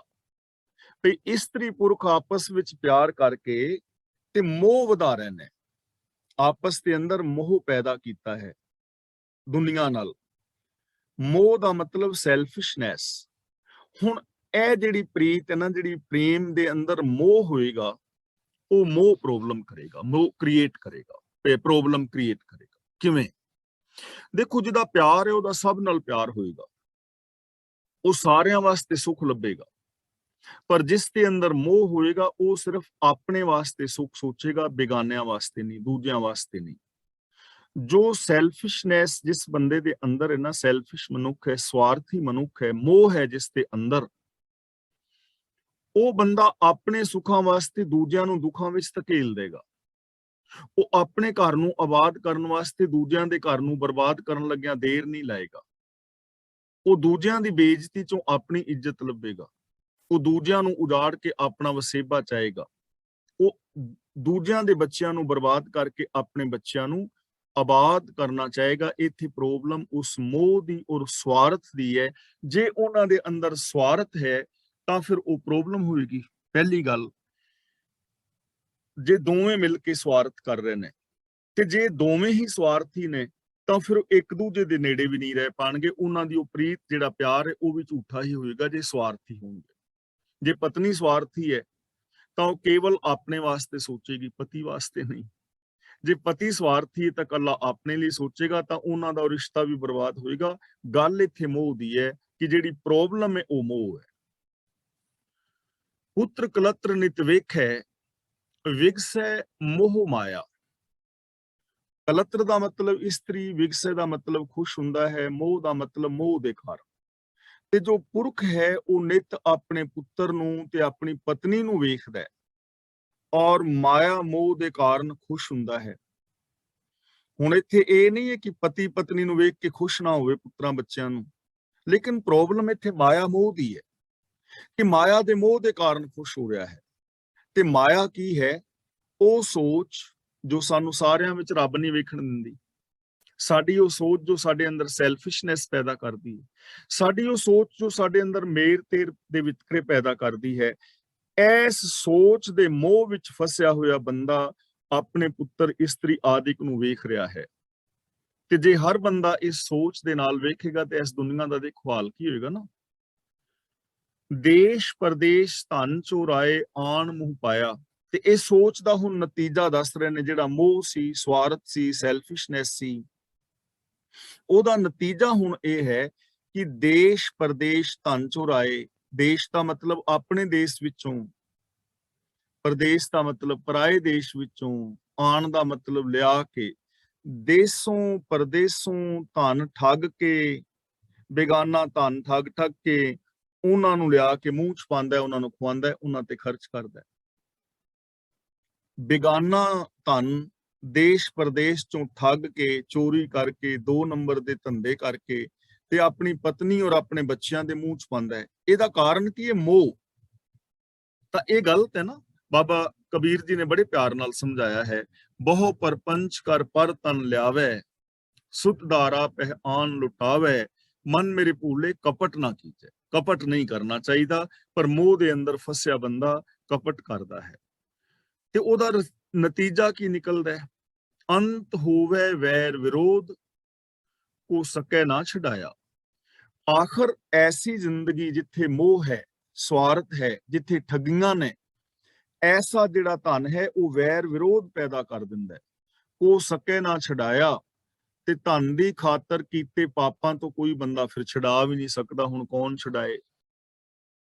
ਜਿੱਥੇ ਪਾਪ ਨੇ, ਵਿਕਾਰ ਨੇ, ਜਿੱਥੇ ਸੋਚ ਮਾੜੀ ਹੈ, ਹੁਣ ਉੱਥੇ ਵੈਰ ਵਿਰੋਧ ਪੈਦਾ ਹੋ ਗਿਆ ਤੇ ਉਸ ਵੈਰ ਵਿਰੋਧ ਨੂੰ ਕੌਣ ਛਡਾਏ? ਅਸੀਂ ਦੇਖਦੇ ਹਾਂ ਥੋੜੀ ਥੋੜੀ ਪ੍ਰਾਪਰਟੀ ਬਾਰੇ ਪਿੱਛੇ ਭਰਾਵਾਂ ਦਾ ਝਗੜਾ ਹੋ ਜਾਂਦਾ ਹੈ, ਭਰਾਵਾਂ ਦੇ ਕਤਲ ਤੱਕ ਕਰ ਦਿੰਦੇ ਨੇ। ਥੋੜੀ ਥੋੜੀ ਨਿੱਕੀ ਨਿੱਕੀ ਗੱਲ, ਮੋਹ ਸਵਾਰਥ ਝੂਠ ਪਿੱਛੇ ਪਤੀ ਪਤਨੀ ਦਾ ਤਲਾਕ ਹੋ ਜਾਂਦਾ ਹੈ, ਬੱਚੇ ਮਾਪਿਆਂ ਤੋਂ ਦੂਰ, ਮਾਪੇ ਬੱਚਿਆਂ ਤੋਂ ਦੂਰ ਚਲੇ ਜਾਂਦੇ ਨੇ। ਥੋੜੇ ਥੋੜੇ ਰਾਜਨੀਤਿਕਾਂ ਦੇ ਗਲਤ ਬਿਆਨੀ ਕਰਕੇ ਦੇਸ਼ਾਂ ਦੀਆਂ ਲੜਾਈਆਂ ਹੋ ਜਾਂਦੀਆਂ ਨੇ। ਤੇ ਫਿਰ ਇਹਨਾਂ ਚੀਜ਼ਾਂ ਤੋਂ ਹੁਣ ਕੌਣ ਬਚਾਏ? ਗੁਰੂ ਹੀ ਬਚਾ ਸਕਦਾ ਹੈ, ਸੱਚ ਹੀ ਬਚਾ ਸਕਦਾ ਹੈ, ਹੋਰ ਤਾਂ ਕੋਈ ਸਾਧਨ ਨਹੀਂ ਹੈ। ਨਾਨਕ ਵਿਣ ਨਾਮੈ ਤ੍ਰਿਗ ਮੋਹ, ਜਿਤ ਲਗ ਦੁੱਖ ਪਾਇਆ। ਤ੍ਰਿਗ ਦਾ ਮਤਲਬ ਫਿਟਕਾਰ ਯੋਗ, ਲਾਨਤ ਯੋਗ। ਜਿਤ ਦਾ ਮਤਲਬ ਜਿਸ ਵਿੱਚ ਲੱਗ ਕੇ।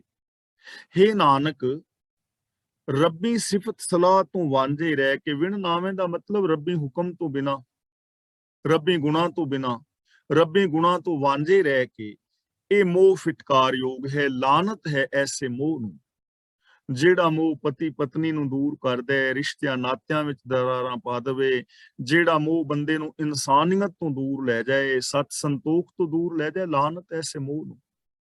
ਐਸੇ ਮੋਹ ਦਾ ਖਾਤਮਾ ਹੋਣਾ ਚਾਹੀਦਾ ਨਾ। ਤਾਂ ਇਹ ਮੋਹ ਜਿਹੜਾ ਸੀ ਪਤੀ ਪਤਨੀ ਦੇ ਅੰਦਰ ਕਿਸੇ ਦੇ ਵਿੱਚ ਵੀ ਹੈ, ਕਿਸੇ ਵੀ ਬੰਦੇ ਇਸਤਰੀ ਵਿੱਚ ਤਾਂ ਗੜਬੜ ਹੈ ਨਾ। ਤਾਂ ਗੁਰੂ ਜੀ ਕਹਿੰਦੇ ਨੇ ਇਸ ਮੋਹ ਦੇ ਅੰਦਰ ਲੱਗ ਕੇ ਬੰਦਾ ਦੁੱਖ ਪਾਉਂਦਾ ਹੈ। ਸਾਰੇ ਵਿਕਾਰਾਂ ਦਾ ਕਾਰਨ ਮੋਹ ਬਣ ਜਾਂਦਾ ਹੈ। ਸੈਲਫਿਸ਼ਨੈਸ ਨਹੀਂ ਹੋਣਾ ਚਾਹੀਦਾ, ਇਹਨਾਂ ਚੀਜ਼ਾਂ ਤੋਂ ਉੱਤੇ ਉੱਠਣਾ ਚਾਹੀਦਾ ਹੈ ਔਰ ਰੱਬੀ ਰਜ਼ਾ ਵਿੱਚ ਜ਼ਿੰਦਗੀ ਜੀਣੀ ਚਾਹੀਦੀ ਹੈ। ਸ਼ਲੋਕ ਮਹਿਲਾ ਤੀਜਾ। ਗੁਰਮੁਖ ਅੰਮ੍ਰਿਤ ਨਾਮ ਹੈ, ਜਿਤ ਖਾਧ ਹੈ ਸਭ ਭੁੱਖ ਜਾਏ। ਗੁਰਮੁਖ ਦਾ ਮਤਲਬ ਗੁਰੂ ਦੇ ਕੋਲ, ਅੰਮ੍ਰਿਤ ਦਾ ਮਤਲਬ ਆਤਮਿਕ ਜੀਵਨ ਦੇਣ ਵਾਲਾ ਸੁੱਚਾ ਪਵਿੱਤਰ ਭੋਜਨ।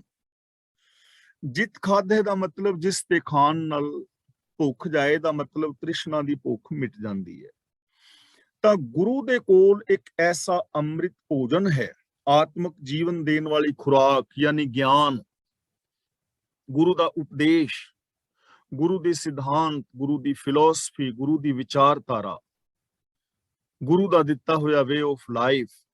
ਤਾਂ ਗੁਰੂ ਦੇ ਕੋਲ ਇੱਕ ਐਸਾ ਆਤਮਿਕ ਜੀਵਨ ਦੇਣ ਵਾਲਾ ਪਵਿੱਤਰ ਗੁਣ, ਰੱਬ ਦਾ ਹੁਕਮ, ਗਿਆਨ ਹੈ। ਜਿਤ ਖਾਧ ਹੈ ਸਭ ਭੁੱਖ ਜਾਏ। ਜਿਸ ਭੋਜਨ ਨੂੰ ਖਾਦਿਆਂ ਸਾਰੀ ਭੁੱਖ ਹੀ ਖਤਮ ਹੋ ਜਾਂਦੀ, ਜਿਸ ਭੋਜਨ ਨੂੰ ਖਾਦਿਆਂ ਤ੍ਰਿਸ਼ਨਾ ਦੀ ਭੁੱਖ ਮਿਟ ਜਾਂਦੀ ਹੈ। ਥਾਲ ਵਿੱਚ 3 ਵਸਤੂ ਪਈਓ, ਸਤ ਸੰਤੋਖ ਵਿਚਾਰੋ, ਅੰਮ੍ਰਿਤ ਨਾਮ ਠਾकुर का पयो, जिसका सबस आधारो, जे को खावे जे को पुंचै, तिसका होए उधारो। ਤਾਂ ਇਹ ਜੋ ਨਾਮ ਭੋਜਨ ਹੈ, ਮਤਲਬ ਗੁਰੂ ਦਾ ਗਿਆਨ, ਗੁਰੂ ਦਾ ਦਿੱਤਾ ਵੇ ਆਫ ਲਾਈਫ, ਇੱਕ ਐਸਾ ਜੀਵਨ ਢੰਗ ਹੈ, ਜੇ ਇਸ ਜੀਵਨ ਢੰਗ ਨੂੰ ਅਪਣਾ ਲਿਆ ਜਾਏ ਤਾਂ ਸਾਰੀ ਤ੍ਰਿਸ਼ਨਾ ਆਦਿਕ ਦੀ ਭੁੱਖ ਮਿਟ ਜਾਂਦੀ ਹੈ। ਤ੍ਰਿਸ਼ਨਾ ਮੂਲ ਨਾ ਹੋਵਈ, ਨਾਮ ਵਸੈ ਮਨ ਆਏ। ਨਾਮ ਦਾ ਮਤਲਬ ਪ੍ਰਭੂ ਦੀ ਸਿਫਤ ਸਲਾਹ, ਜਦੋਂ ਪ੍ਰਭੂ ਦੀ ਸਿਫਤ ਸਲਾਹ ਮਨ ਵਿੱਚ ਵਸ ਜਾਂਦੀ ਹੈ, ਰੱਬੀ ਹੁਕਮ ਮਨ ਵਿੱਚ ਵਸ ਜਾਂਦਾ ਹੈ, ਤਾਂ ਤ੍ਰਿਸ਼ਨਾ ਉੱਕਾ ਹੀ ਨਹੀਂ ਰਹਿੰਦੀ। ਫਿਰ ਤ੍ਰਿਸ਼ਨਾ ਨਹੀਂ ਰਹਿੰਦੀ। ਜਦੋਂ ਰੱਬੀ ਹੁਕਮ ਮਨ ਵਿੱਚ ਵਸ ਜਾਏ, ਹੁਕਮ ਦੀ ਸਮਝ ਆ ਜਾਏ, ਪ੍ਰਭੂ ਦੀ ਸਿਫਤ ਸਲਾਹ, ਰੱਬੀ ਗੁਣ ਜ਼ਿੰਦਗੀ ਵਿੱਚ ਵਸ ਜਾਣ, ਤਾਂ ਫਿਰ ਤ੍ਰਿਸ਼ਨਾ ਨਹੀਂ ਰਹਿੰਦੀ, ਕਿਉਂਕਿ ਜਿੱਥੇ ਸੰਤੋਖ ਹੋਏਗਾ ਉੱਥੇ ਤ੍ਰਿਸ਼ਨਾ ਨਹੀਂ ਰਹੇਗੀ। ਫਿਰ ਬੰਦਾ ਤ੍ਰਿਸ਼ਨਾ ਦੇ ਅਧੀਨ ਕਰਮ ਨਹੀਂ ਕਰੇਗਾ, ਸੱਚ ਨੂੰ ਬੇਸ ਬਣਾ ਕੇ ਸੱਚੀ ਜ਼ਿੰਦਗੀ ਜੀਵੇਗਾ, ਔਰ ਸੱਚੀ ਕਿਰਤ ਕਰਕੇ ਜੋ ਕੁਝ ਮਿਲੇਗਾ ਉਹਦੇ ਅੰਦਰ ਬੰਦਾ ਖੁਸ਼ ਹੋਏਗਾ, ਉਹਦੇ ਵਿੱਚ ਬੰਦਾ ਪ੍ਰਸੰਨ ਹੋਏਗਾ, ਔਰ ਉਹ ਬੰਦਾ ਸੰਤੋਖ ਦਾ ਧਾਰ ਨਹੀਂ ਬਣੇਗਾ। ਬਿਨ ਨਾਮੇ ਜੇ ਹੋਰ ਖਾਣਾ, ਇਤ ਰੋਗ ਲੱਗੇ ਤਨ ਤਾਏ। ਬਿਨ ਨਾਮੇ ਦਾ ਮਤਲਬ ਨਾਮ ਨੂੰ ਵਿਸਾਰ ਕੇ, ਰੱਬ ਦੇ ਹੁਕਮ ਨੂੰ ਵਿਸਾਰ ਕੇ। ਜੇ ਹੋਰ ਖਾਣਾ ਦਾ ਮਤਲਬ ਜੋ ਹੋਰ ਖਾਣ ਪੀਣ ਦਾ ਚਸਕਾ ਹੈ। ਤਿਤ ਰੋਗ ਲੱਗੇ ਤਨ ਤਾਏ, ਤਾਏ ਉਸ ਦੇ ਕਾਰਨ ਡੂੰਘਾ ਰੋਗ ਲੱਗ ਜਾਂਦਾ ਹੈ। ਇਹ ਚੀਜ਼ ਨੂੰ ਥੋੜਾ ਜਿਹਾ ਸਮਝਣਾ ਹੈ। ਜਿਵੇਂ ਅਸੀਂ ਜੇ ਭੋਜਨ ਸਹੀ ਖਾਂਦੇ ਆ, ਸਹੀ ਖੁਰਾਕ ਖਾ ਰਹੇ ਆ, ਤਾਂ ਸਹੀ ਖੁਰਾਕ ਖਾਣ ਦੇ ਨਾਲ ਬੰਦਾ ਬਿਮਾਰ ਨਹੀਂ ਹੁੰਦਾ। ਪਰ ਜੇ ਬੰਦਾ ਖੁਰਾਕ ਗਲਤ ਖਾਏ, ਫਾਸਟ ਫੂਡ ਜ਼ਿਆਦਾ ਖਾ ਰਿਹਾ ਹੈ ਜਾਂ ਹੋਰ ਗਲਤ ਚੀਜ਼ਾਂ ਵਰਤ ਰਿਹਾ ਹੈ, ਸ਼ਰਾਬ ਬੇਬਹਾ ਪੀ ਰਿਹਾ ਹੈ, ਤਾਂ ਉਹ ਬੰਦਾ ਬਿਮਾਰ ਹੋਏਗਾ।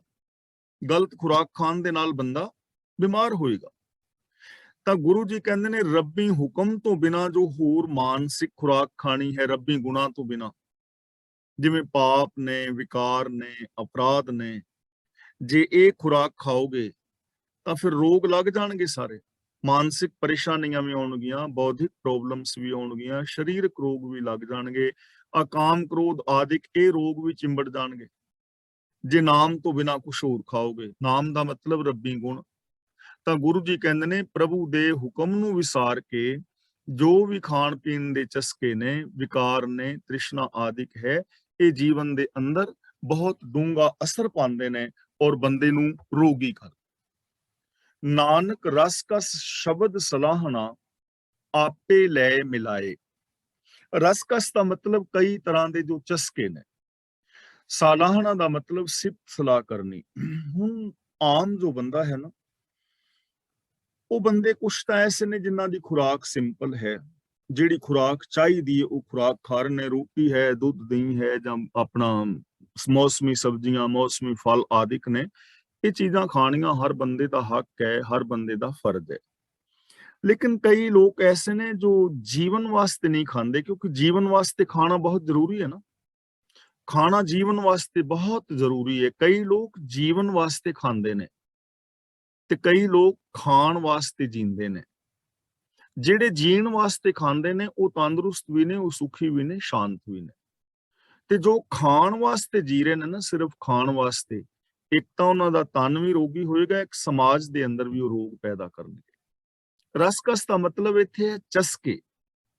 ਇੱਕ ਤੇ ਹੈ ਲੋੜ ਕਰਕੇ ਖਾਣਾ, ਇੱਕ ਹੈ ਚਸਕਿਆਂ ਕਰਕੇ ਖਾਣਾ, ਔਰ ਲੋਕ ਜ਼ਿਆਦਾ ਚਸਕਿਆਂ ਦੇ ਵਿੱਚ ਪਏ ਹੋਏ ਨੇ। ਤਾਂ ਗੁਰੂ ਪਾਤਸ਼ਾਹ ਜੀ ਕਹਿੰਦੇ ਨੇ ਜੇ ਮਨੁੱਖ ਮਾਇਆ ਦੇ ਅਨੇਕਾਂ ਕਿਸਮ ਦੇ ਸਵਾਦਾਂ ਦੇ ਥਾਂ ਤੇ ਸ਼ਬਦ ਸਲਾਹਣਾ, ਗੁਰੂ ਦੇ ਸ਼ਬਦ ਨੂੰ ਔਰ ਗੁਰੂ ਦੇ ਸ਼ਬਦ ਦੀ ਰਾਹੀਂ ਪ੍ਰਭੂ ਦੀ ਸਿਫਤ ਸਲਾਹ ਨੂੰ ਗ੍ਰਹਿਣ ਕਰੇ, ਆਪੇ ਲੈ ਮਿਲਾਏ, ਤਾਂ ਪ੍ਰਭੂ ਨੂੰ ਆਪਣੇ ਨਾਲ ਮਿਲਾ ਲੇ। ਜੇ ਰਸਾਂ ਕਸਾਂ ਨੂੰ ਛੱਡ ਕੇ, ਦੇਖੋ ਅਸੀਂ ਬੋਲਣਾ ਤੇ ਹੈ ਹੀ ਹੈ, ਵੇਖਣਾ ਤੇ ਹੈ ਹੀ ਹੈ, ਕਰਮ ਤੇ ਕਰਨੇ ਹੀ ਨੇ। ਤੇ ਜੇ ਅਸੀਂ ਰਸ ਕਸ ਮਾੜੇ ਬੋਲ ਬੋਲਣ ਦੀ ਬਜਾਏ ਮਿੱਠੇ ਬੋਲ ਬੋਲ ਲਈਏ, ਝੂਠ ਦੀ ਬਜਾਏ ਸੱਚ ਬੋਲ ਲਈਏ, ਕਿਸੇ ਵੱਲ ਮਾੜੀ ਨਜ਼ਰ ਨਾਲ ਤੱਕਿਆਂ ਜੇ ਉਹਦੀ ਬਜਾਏ ਚੰਗੀ ਨਜ਼ਰ ਨਾਲ ਤੱਕ ਲਈਏ, ਤਾਂ ਫਿਰ ਸਾਨੂੰ ਰੱਬ ਆਪਣੇ ਨਾਲ ਮਿਲਾ ਲਏਗਾ। ਜੇ ਅਸੀਂ ਪਾਪਾਂ ਵਿਕਾਰਾਂ ਦੀ ਜਗ੍ਹਾ ਤੇ ਇਹਨਾਂ ਸ਼ੁਭ ਗੁਣਾਂ ਨੂੰ ਅਪਣਾ ਲਈਏ ਤਾਂ ਪ੍ਰਭੂ ਸਾਨੂੰ ਆਪਣੇ ਨਾਲ ਮਿਲਾ ਲਏਗਾ। ਗੱਲ ਤਾਂ ਇੰਨੀ ਕੀ ਹੈ, ਐਨਰਜੀ ਚੇਂਜ ਕਰਨੀ ਹੈ।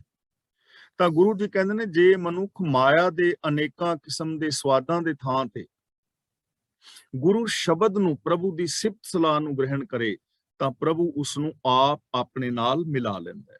ਮਹਿਲਾ ਤੀਜਾ, ਜੀਆਂ ਅੰਦਰ ਜੀਓ ਸ਼ਬਦ ਹੈ, ਜਿਤ ਸਹੁ ਮੇਲਾਵਾ ਹੋਏ। ਇੱਥੇ ਜੀਆ ਨਹੀਂ ਪੜਨਾ, ਜੀਆਂ। ਜੀਆਂ ਅੰਦਰ ਜੀਓ ਸ਼ਬਦ ਹੈ। ਜੀਓ ਦਾ ਮਤਲਬ ਜਿੰਦ, ਸ਼ਬਦ ਦਾ ਮਤਲਬ ਗੁਰੂ ਦਾ ਗਿਆਨ, ਗੁਰੂ ਦਾ ਉਪਦੇਸ਼, ਪ੍ਰਭੂ ਦੀ ਸਿਫਤ ਸਲਾਹ। ਤਾਂ ਗੁਰੂ ਪਾਤਸ਼ਾਹ ਜੀ ਕਹਿੰਦੇ ਨੇ ਪ੍ਰਭੂ ਦੀ ਸਿਫਤ ਸਲਾਹ ਹੀ ਜੀਵਾਂ ਦੇ ਅੰਦਰ ਅਸਲ ਜ਼ਿੰਦਗੀ ਹੈ। ਅਸਲ ਜ਼ਿੰਦਗੀ, ਅਸਲ ਜੀਵਨ ਕੀ ਹੈ? ਗੁਰੂ ਦਾ ਸ਼ਬਦ। ਜਿਵੇਂ ਪ੍ਰਾਣ ਅੰਦਰ ਹੈ ਨੇ, ਸਵਾਸ ਆ ਰਹੇ ਨੇ ਤਾਂ ਬੰਦਾ ਜਿੰਦਾ ਹੈ, ਤੇ ਜੇ ਸਵਾਸ ਨਹੀਂ ਤਾਂ ਬੰਦਾ ਮਰ ਜਾਏ। ਇਸੇ ਤਰ੍ਹਾਂ ਜਿਵੇਂ ਸਰੀਰ ਦੇ ਅੰਦਰ ਜਿੰਦ ਹੈ ਤਾਂ ਸਰੀਰ ਜ਼ਿੰਦਾ ਹੈ, ਅਸੀਂ ਬੋਲ ਰਹੇ ਹਾਂ, ਵੇਖ ਰਹੇ ਹਾਂ, ਚੱਲ ਰਹੇ ਹਾਂ। ਜੇ ਸਰੀਰ ਤੋਂ ਸਵਾਸ ਨਿਕਲ ਗਏ ਤੇ ਸਰੀਰ ਮਰ ਜਾਏਗਾ। ਦੂਜੇ ਪਾਸੇ ਜੇ ਬੰਦੇ ਦੇ ਅੰਦਰ ਗੁਰੂ ਦਾ ਸ਼ਬਦ ਹੈ, ਸੱਚ ਹੈ, ਤਾਂ ਬੰਦਾ ਅਸਲ 'ਚ ਜਿਉਂਦਾ ਹੈ। ਤੇ ਜੇ ਅੰਦਰ ਗੁਰੂ ਦਾ ਸ਼ਬਦ, ਉਪਦੇਸ਼, ਗਿਆਨ, ਗੁਰੂ ਦੀ ਵਿਚਾਰਧਾਰਾ, ਰੱਬੀ ਗੁਣ ਨਹੀਂ ਤਾਂ ਬੰਦਾ ਅੰਦਰੋਂ ਮਰ ਜਾਂਦਾ ਹੈ। ਆਖਾਂ ਜੀਵਾਂ ਵਿਸਰੇ ਮਰ ਜਾਉ। ਬੰਦਾ ਉਦੋਂ ਤੱਕ ਹੀ ਜਿਉਂਦਾ ਹੈ ਜਦੋਂ ਤੱਕ ਅੰਦਰ ਸੱਚ, ਜਦੋਂ ਤੱਕ ਸੱਚ ਦੇ ਨਾਲ ਜੁੜਿਆ ਹੈ। ਜਦੋਂ ਬੰਦਾ ਰੱਬ ਨਾਲੋਂ, ਸੱਚ ਨਾਲੋਂ ਟੁੱਟਦਾ ਹੈ, ਸ਼ੁਭ ਗੁਣਾਂ ਨਾਲੋਂ ਟੁੱਟਦਾ ਹੈ, ਤਾਂ ਬੰਦਾ ਅੰਦਰੋਂ ਮਰ ਜਾਂਦਾ ਹੈ। ਫਿਰ ਬੰਦਾ ਇੱਕ ਜਿਉਂਦੀ ਫਿਰਦੀ, ਚੱਲਦੀ ਫਿਰਦੀ ਲਾਸ਼ ਰਹਿ ਜਾਂਦੀ। ਐਸੇ ਇਨਸਾਨਾਂ ਵਾਸਤੇ ਗੁਰੂ ਜੀ ਨੇ ਕਿਹਾ ਹੈ ਕਰਤੂਤ ਪਸ਼ੂ ਕੀ ਮਾਨਸ ਜਾਤ। ਉਹ ਵੇਖਣ ਨੂੰ ਬੰਦਾ ਰਹਿ ਜਾਂਦਾ ਹੈ, ਅੰਦਰ ਉਹਦੇ ਪਸ਼ੂ ਬਿਰਤੀਆਂ ਪੈਦਾ ਹੋ ਜਾਂਦੀਆਂ। ਤਾਂ ਗੁਰੂ ਪਾਤਸ਼ਾਹ ਜੀ ਕਹਿੰਦੇ ਨੇ ਜੀਵਾਂ ਦੇ ਅੰਦਰ ਜੋ ਜੀ ਹੈ, ਅਸਲ ਜੋ ਜੀਵਨ ਹੈ, ਉਹ ਗੁਰੂ ਦਾ ਸ਼ਬਦ ਹੈ। ਜੋ ਗੁਰੂ ਦੇ ਸ਼ਬਦ ਦੇ ਨਾਲ ਜੁੜੇ ਨੇ, ਯਾਨੀ ਜੋ ਗੁਰੂ ਸ਼ਬਦ ਨੂੰ ਇੰਪਲੀਮੈਂਟ ਕਰਦੇ ਨੇ ਮਨ, ਬਚਨ, ਕਰਮ ਕਰਕੇ, ਅਸਲੀ ਜਿਉਂਦੇ ਨੇ ਉਹ। ਜਿਤ ਸੋਹ ਮੇਲਾਵਾ ਹੋਏ ਇਸ ਸਿਫਤ ਸਲਾਹ ਦੀ ਰਾਹੀਂ ਪ੍ਰਭੂ ਦੇ ਨਾਲ ਮਿਲਾਪ ਹੋ ਜਾਂਦਾ ਹੈ। ਦੇਖੋ, ਇੱਕ ਤੇ ਬੰਦੇ ਨੂੰ ਆਤਮਿਕ ਜੀਵਨ ਮਿਲਦਾ ਹੈ, ਤੇ ਇਹ ਸ਼ਬਦ ਉਪਦੇਸ਼ ਮੁਤਾਬਕ ਜ਼ਿੰਦਗੀ ਜੀਵਿਆਂ ਪ੍ਰਭੂ ਦਾ ਮਿਲਾਪ ਹੁੰਦਾ ਹੈ। ਬੰਦਾ ਰੱਬ ਦੇ ਅੰਦਰ ਮਿਲ ਕੇ ਰੱਬ ਵਰਗਾ ਹੋ ਜਾਂਦਾ ਹੈ। ਬਿਨ ਸ਼ਬਦੈ ਜਗ ਆਨੇਰ ਹੈ, ਸ਼ਬਦੇ ਪ੍ਰਗਟ ਹੋਏ। ਜਗ ਦਾ ਮਤਲਬ ਜਗਤ ਵਿੱਚ, ਆਨੇਰ ਦਾ ਮਤਲਬ ਹਨੇਰਾ, ਪ੍ਰਗਟ ਦਾ ਮਤਲਬ ਚਾਨਣਾ। ਸ਼ਬਦੇ ਪ੍ਰਗਟ ਹੋਏ। ਪ੍ਰਭੂ ਦੀ ਸਿਫਤ ਸਲਾਹ ਤੋਂ ਖੁੰਝ ਕੇ ਜਗਤ ਵਿੱਚ ਆਤਮਿਕ ਜੀਵਨ ਵੱਲੋਂ ਹਨੇਰਾ ਹੈ। ਜੇ ਬੰਦਾ ਰੱਬੀ ਗੁਣਾਂ ਤੋਂ ਖੁੰਝਿਆ ਹੈ, ਮੰਨ ਲਓ ਕੋਈ ਬੰਦਾ ਸੱਚ ਨਹੀਂ ਬੋਲਦਾ, ਦਇਆ ਨਹੀਂ ਕਰਦਾ, ਪਿਆਰ ਮੁਹੱਬਤ ਅੰਦਰ ਨਹੀਂ ਹੈ, ਤਾਂ ਗੁਰੂ ਜੀ ਕਹਿੰਦੇ ਨੇ ਜਗਤ ਦੇ ਅੰਦਰ ਹਨੇਰਾ ਹੈ, ਆਤਮਿਕ ਜੀਵਨ ਵੱਲੋਂ ਹਨੇਰਾ ਹੈ। ਉਹਨੂੰ ਆਤਮਿਕ ਜੀਵਨ ਦੀ ਸੂਝ ਨਹੀਂ ਹੈ। ਤੇ ਇਹ ਜਿਹੜਾ ਚਾਨਣਾ ਹੈ ਨਾ ਆਤਮਿਕ ਜੀਵਨ ਦਾ, ਸ਼ਬਦੇ ਪ੍ਰਗਟ ਹੋਏ ਗੁਰੂ ਦੇ ਸ਼ਬਦ ਦੀ ਰਾਹੀਂ। ਸ਼ਬਦ ਦਾ ਮਤਲਬ ਗੁਰੂ ਦਾ ਗਿਆਨ, ਸ਼ਬਦ ਦਾ ਮਤਲਬ ਗੁਰੂ ਦਾ ਦਿੱਤਾ ਵੇ ਆਫ ਲਾਈਫ। ਜੋ ਗੁਰੂ ਦਾ ਦਿੱਤਾ ਵੇ ਆਫ ਲਾਈਫ ਹੈ, ਇਸ ਜੀਵਨ ਨੂੰ ਅਪਣਾਉਣ ਦੇ ਨਾਲ ਜੀਵਨ ਦੇ ਅੰਦਰ ਆਤਮਿਕ ਜੀਵਨ ਦੀ ਸੂਝ ਪੈਦਾ ਹੋ ਜਾਂਦੀ ਹੈ। ਔਰ ਗੁਰੂ ਗਿਆਨ ਤੋਂ ਬਿਨਾ ਇਹ ਜਿਹੜਾ ਜੀਵਨ ਹੈ, ਜਗਤ ਹੈ, ਆਤਮਿਕ ਜੀਵਨ ਵੱਲੋਂ ਹਨੇਰਾ ਹੀ ਟਿਕਿਆ ਰਹਿੰਦਾ ਹੈ। ਪੰਡਿਤ ਮੋਨੀ ਪੜ ਪੜ ਥੱਕੇ, ਭੇਖ ਥੱਕੇ ਤਨ ਧੋਏ। ਇੱਥੇ ਪੜ ਪੜ ਨਹੀਂ ਬੋਲਣਾ, ਰੜਾੜੇ ਥੱਲੇ ਅੱਧਾ ਹਾ ਲਾ ਕੇ ਬੋਲਣਾ ਹੈ ਪੜ ਪੜ। ਪੜ ਦਾ ਮਤਲਬ ਹੁੰਦਾ ਹੈ ਡਿੱਗਣਾ, ਸੌਣਾ, ਲੇਟਣਾ, ਤੇ ਪੜ ਦਾ ਮਤਲਬ ਹੁੰਦਾ ਹੈ ਪੜਨਾ। ਮੋਨੀ ਦਾ ਮਤਲਬ ਮੁਨੀ, ਜੋ ਬੋਲਦੇ ਨਹੀਂ, ਕਿਸੇ ਨਾਲ ਲਗਾਤਾਰ ਸਮਾਧੀ ਲਾਈ ਰੱਖਦੇ ਨੇ। ਪੰਡਿਤ ਦਾ ਮਤਲਬ ਵਿਦਵਾਨ, ਪੰਡਿਤ ਜਿਹੜੇ ਨੇ। ਤਾਂ ਗੁਰੂ ਜੀ ਕਹਿੰਦੇ ਨੇ ਮੁਨੀ ਲੋਕ ਔਰ ਪੰਡਿਤ ਲੋਕ ਧਾਰਮਿਕ ਪੁਸਤਕਾਂ ਪੜ ਪੜ ਕੇ ਹਾਰ ਗਏ ਨੇ। ਮੋਨੀ ਸਮਾਧੀਆਂ ਲਾ ਲਾ ਕੇ, ਪੰਡਿਤ ਲੋਕ ਧਾਰਮਿਕ ਪੁਸਤਕਾਂ ਪੜ ਪੜ ਕੇ ਥੱਕ ਗਏ ਨੇ, ਹਾਰ ਗਏ ਨੇ। ਭੇਖ ਥੱਕੇ ਤਨ ਧੋਏ। ਤੇ ਜਿਹੜੇ ਭੇਖ ਧਾਰਨ ਵਾਲੇ ਨੇ, ਭੇਖ ਧਾਰੀ, ਜਿਨ੍ਹਾਂ ਨੇ ਸਿਰਫ ਸਰੀਰ ਦੇ ਉੱਤੇ ਧਾਰਮਿਕ ਭੇਖ ਧਾਰਨ ਕੀਤਾ ਹੈ, ਧਾਰਮਿਕ ਕੱਪੜੇ ਪਾਏ ਨੇ, ਲੰਬਾ ਸਾਰਾ ਚੋਲਾ ਪਾਇਆ ਹੈ, ਗਲ ਵਿੱਚ 2-3 ਮਾਲਾ ਫੜੀਆਂ ਨੇ, 1-2 ਮਾਲਾ ਹੱਥ ਵਿੱਚ ਫੜੀਆਂ ਨੇ, 1-2 ਸਿਰ ਤੇ ਵੀ ਪਾਈਆਂ ਹੋਈਆਂ ਨੇ, ਚਿੱਟਾ ਲਿਸ਼ਕਿਆ ਸਟੀਲ ਦਾ ਡੋਲੂ ਫੜਿਆ ਹੈ, ਤੇ ਨਾਲ 2-4 ਸੇਵਕ ਵੀ ਨੇ, ਔਰ ਤੀਰਥਾਂ ਤੇ ਨਹਾਉਂਦੇ ਫਿਰਦੇ ਨੇ। ਬਾਹਰ ਬੜੀ ਸਫਾਈ ਰੱਖੀ ਹੋਈ ਹੈ। ਗੁਰੂ ਜੀ ਕਹਿੰਦੇ ਨੇ ਕੰਮ ਕਰਨ ਵਾਲੇ ਥੱਕ ਗਏ ਨੇ, ਹਾਰ ਗਏ ਨੇ, ਪਰ ਆਤਮਿਕ ਜੀਵਨ ਨਹੀਂ ਮਿਲਿਆ। ਕਿਉਂਕਿ ਪੰਡਿਤ ਨਿਰਾ ਪੜ ਰਿਹਾ ਹੈ, ਤੇ ਪੜਨ ਦਾ ਲਾਭ ਤਾਂ ਤੱਕ ਨਹੀਂ ਜਦੋਂ ਤੱਕ ਬੰਦਾ ਸੱਚ ਦਾ ਧਾਰਨੀ ਨਹੀਂ ਹੈ। ਤਾਂ ਮੁਨੀ ਲੋਕ, ਪੰਡਿਤ ਲੋਕ ਧਾਰਮਿਕ ਪੁਸਤਕਾਂ ਪੜ ਪੜ ਕੇ ਹਾਰ ਗਏ। ਭੇਖਾਂ ਵਾਲੇ ਸਾਧੂ ਤੀਰਥਾਂ ਤੇ ਇਸ਼ਨਾਨ ਕਰ ਕਰਕੇ ਥੱਕ ਗਏ। ਬਿਨ ਸ਼ਬਦੈ ਕਿਨੈ ਨਾ ਪਾਇਓ। ਸ਼ਬਦੈ ਦਾ ਮਤਲਬ ਸਿਫਤ ਸਲਾਹ, ਸ਼ਬਦੈ ਦਾ ਮਤਲਬ ਪ੍ਰਭੂ ਦਾ ਹੁਕਮ। ਪਰ ਪ੍ਰਭੂ ਦੀ ਸਿਫਤ ਸਲਾਹ ਦੀ ਬਾਣੀ ਤੋਂ ਬਿਨਾ, ਰੱਬੀ ਹੁਕਮ ਵਿੱਚ ਤੁਰਨ ਤੋਂ ਬਿਨਾ ਕਿਨੈ ਨਾ ਪਾਇਓ, ਕਿਸੇ ਨੇ ਵੀ ਰੱਬ ਨੂੰ ਨਹੀਂ ਪਾਇਆ, ਕਿਸੇ ਨੇ ਵੀ ਆਤਮਿਕ ਜੀਵਨ ਹਾਸਲ ਨਹੀਂ ਕੀਤਾ। ਸ਼ਬਦ ਦਾ ਮਤਲਬ ਇੱਥੇ ਹੁਕਮ। ਰੱਬੀ ਹੁਕਮ ਵਿੱਚ ਤੁਰਨ ਤੋਂ ਬਿਨਾ, ਰੱਬੀ ਗੁਣਾਂ ਦੇ ਧਾਰਨੀ ਹੋਣ ਤੋਂ ਬਿਨਾ ਕਿਸੇ ਨੇ ਵੀ ਨਹੀਂ ਪਾਇਆ। ਦੁਖੀਏ ਚੱਲੇ ਰੋਏ। ਚੱਲੇ ਦਾ ਮਤਲਬ ਉਹਨਾਂ ਨੇ ਜੀਵਨ ਜੀਵਿਆ, ਉਹਨਾਂ ਨੇ ਇਸ ਸੰਸਾਰ ਦੇ ਅੰਦਰ ਦੁਖੀ ਹੋ ਕੇ ਜੀਵਨ ਜੀਵਿਆ, ਰੋਂਦਿਆਂ ਹੀ ਜ਼ਿੰਦਗੀ ਗੁਜ਼ਾਰੀ ਔਰ ਇਸ ਦੁਨੀਆ ਤੋਂ ਰੋਂਦੇ ਹੀ ਚਲੇ ਗਏ। ਸਾਰੀ ਜ਼ਿੰਦਗੀ ਦੁੱਖਾਂ ਵਿੱਚ ਗੁਜ਼ਾਰੀ ਔਰ ਆਖਿਰ ਦੁੱਖਾਂ ਦੇ ਵਿੱਚ ਹੀ ਸਰੀਰ ਵੀ ਤਿਆਗ, ਥੱਕ ਗਏ ਪੜ ਪੜ ਕੇ, ਹਾਰ ਗਏ ਪੜ ਪੜ ਕੇ। ਪਰ ਜੇ ਗੁਰੂ ਦਾ ਸ਼ਬਦ ਨਹੀਂ, ਉਪਦੇਸ਼ ਦੇ ਧਾਰਨੀ ਨਹੀਂ, ਰੱਬੀ ਹੁਕਮ ਵਿੱਚ ਨਹੀਂ ਤੁਰਦੇ, ਤਾਂ ਉਹ ਚਾਹੇ ਕੋਈ ਪੰਡਿਤ ਹੈ, ਚਾਹੇ ਕੋਈ ਭੇਖ ਧਾਰਨ ਵਾਲਾ ਹੈ, ਧਾਰਮਿਕ ਬਾਣਾ ਪਾਇਆ ਹੈ, ਚਾਹੇ ਤੀਰਥਾਂ ਤੇ ਨਹਾਉਣ ਵਾਲਾ ਹੈ, ਉਹ ਦੁਖੀ ਰਹੇਗਾ ਹੀ ਰਹੇਗਾ। ਸੁੱਖ ਹੈ ਪ੍ਰਭੂ ਦੀ ਸਿਫਤ ਸਲਾਹ ਵਿੱਚ, ਸੁੱਖ ਹੈ ਰੱਬੀ ਹੁਕਮ ਵਿੱਚ ਤੁਰਨ ਦੇ ਅੰਦਰ। ਨਾਨਕ ਨਦਰੀ ਪਾਈਐ ਪਰਮ ਪ੍ਰਾਪਤ ਹੋਏ। ਨਦਰੀ ਦਾ ਮਤਲਬ ਮਿਹਰ ਦੀ ਨਜ਼ਰ ਨਾਲ, ਪਰ ਪ੍ਰਭੂ ਦੀ ਜੋ ਸਿਫਤ ਸਲਾਹ ਹੈ ਮਿਹਰ ਦੀ ਨਜ਼ਰ ਨਾਲ ਮਿਲਦੀ ਹੈ।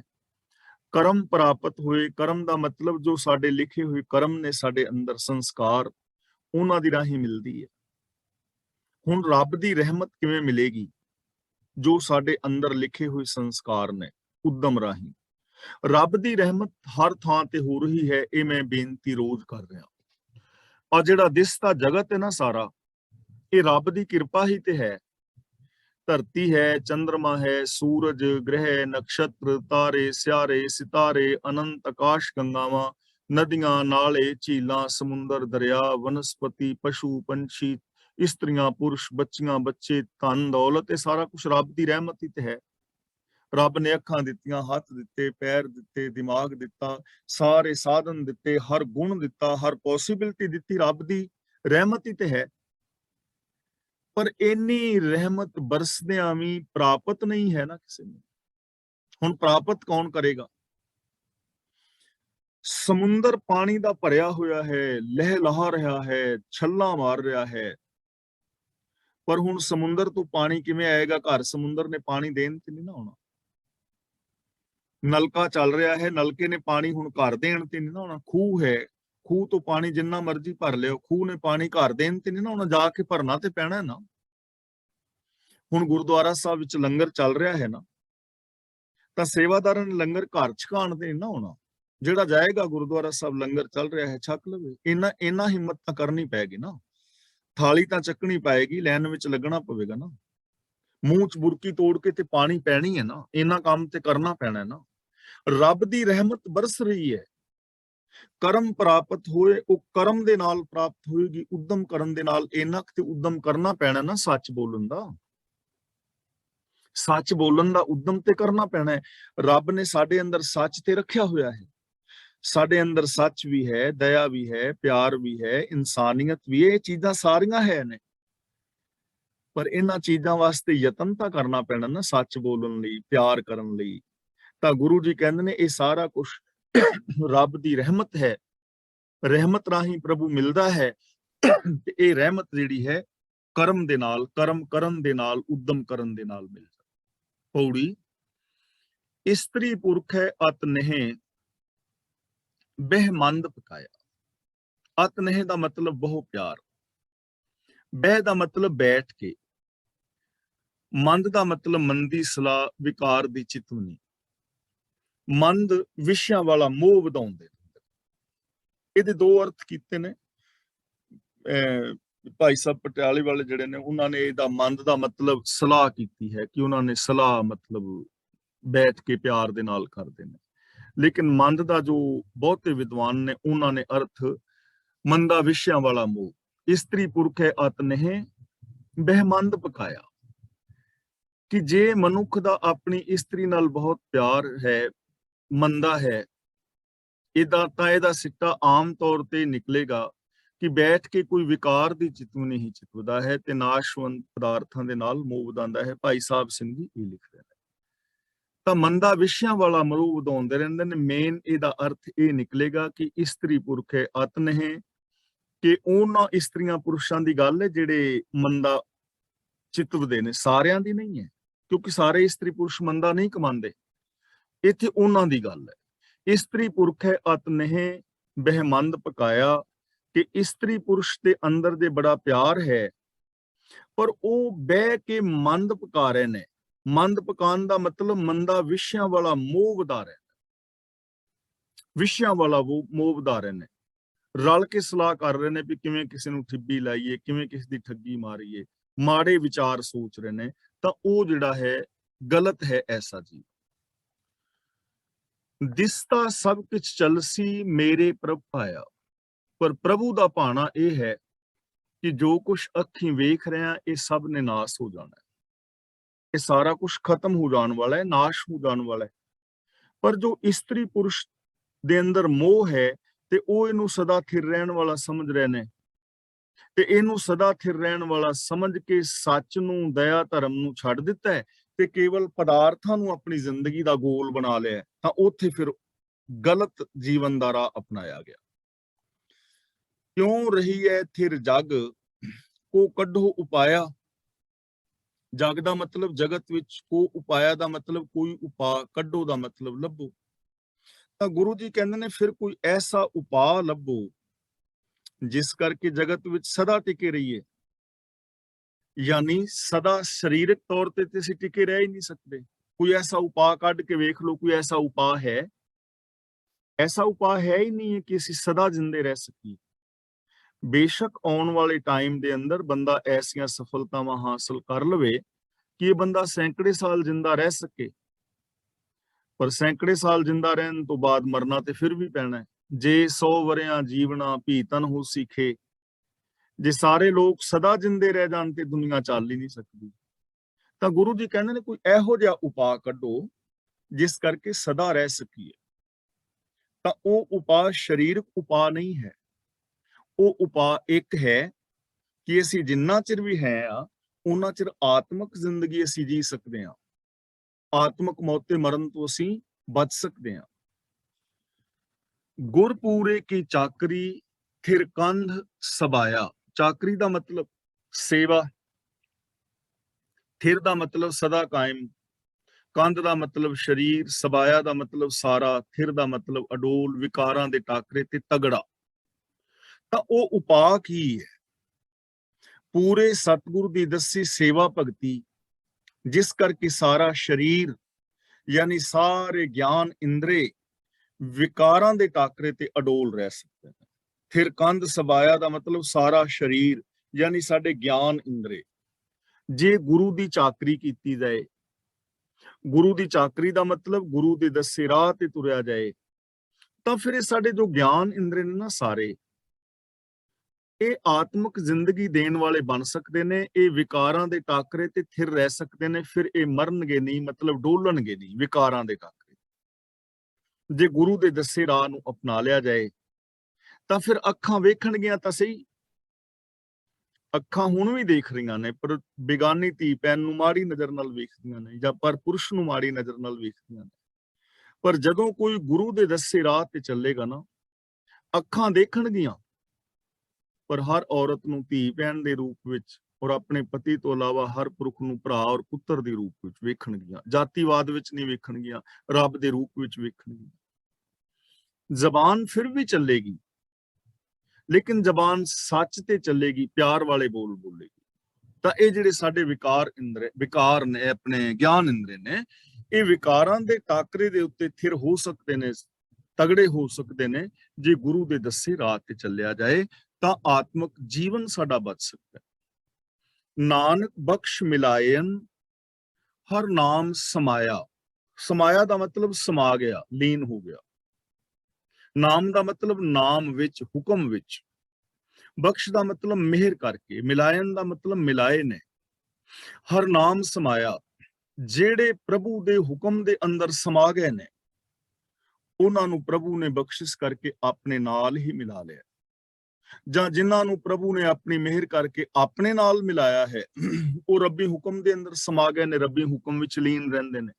ਦੋਵੇਂ ਚੀਜ਼ਾਂ ਇੰਟਰਰਿਲੇਟਡ ਨੇ।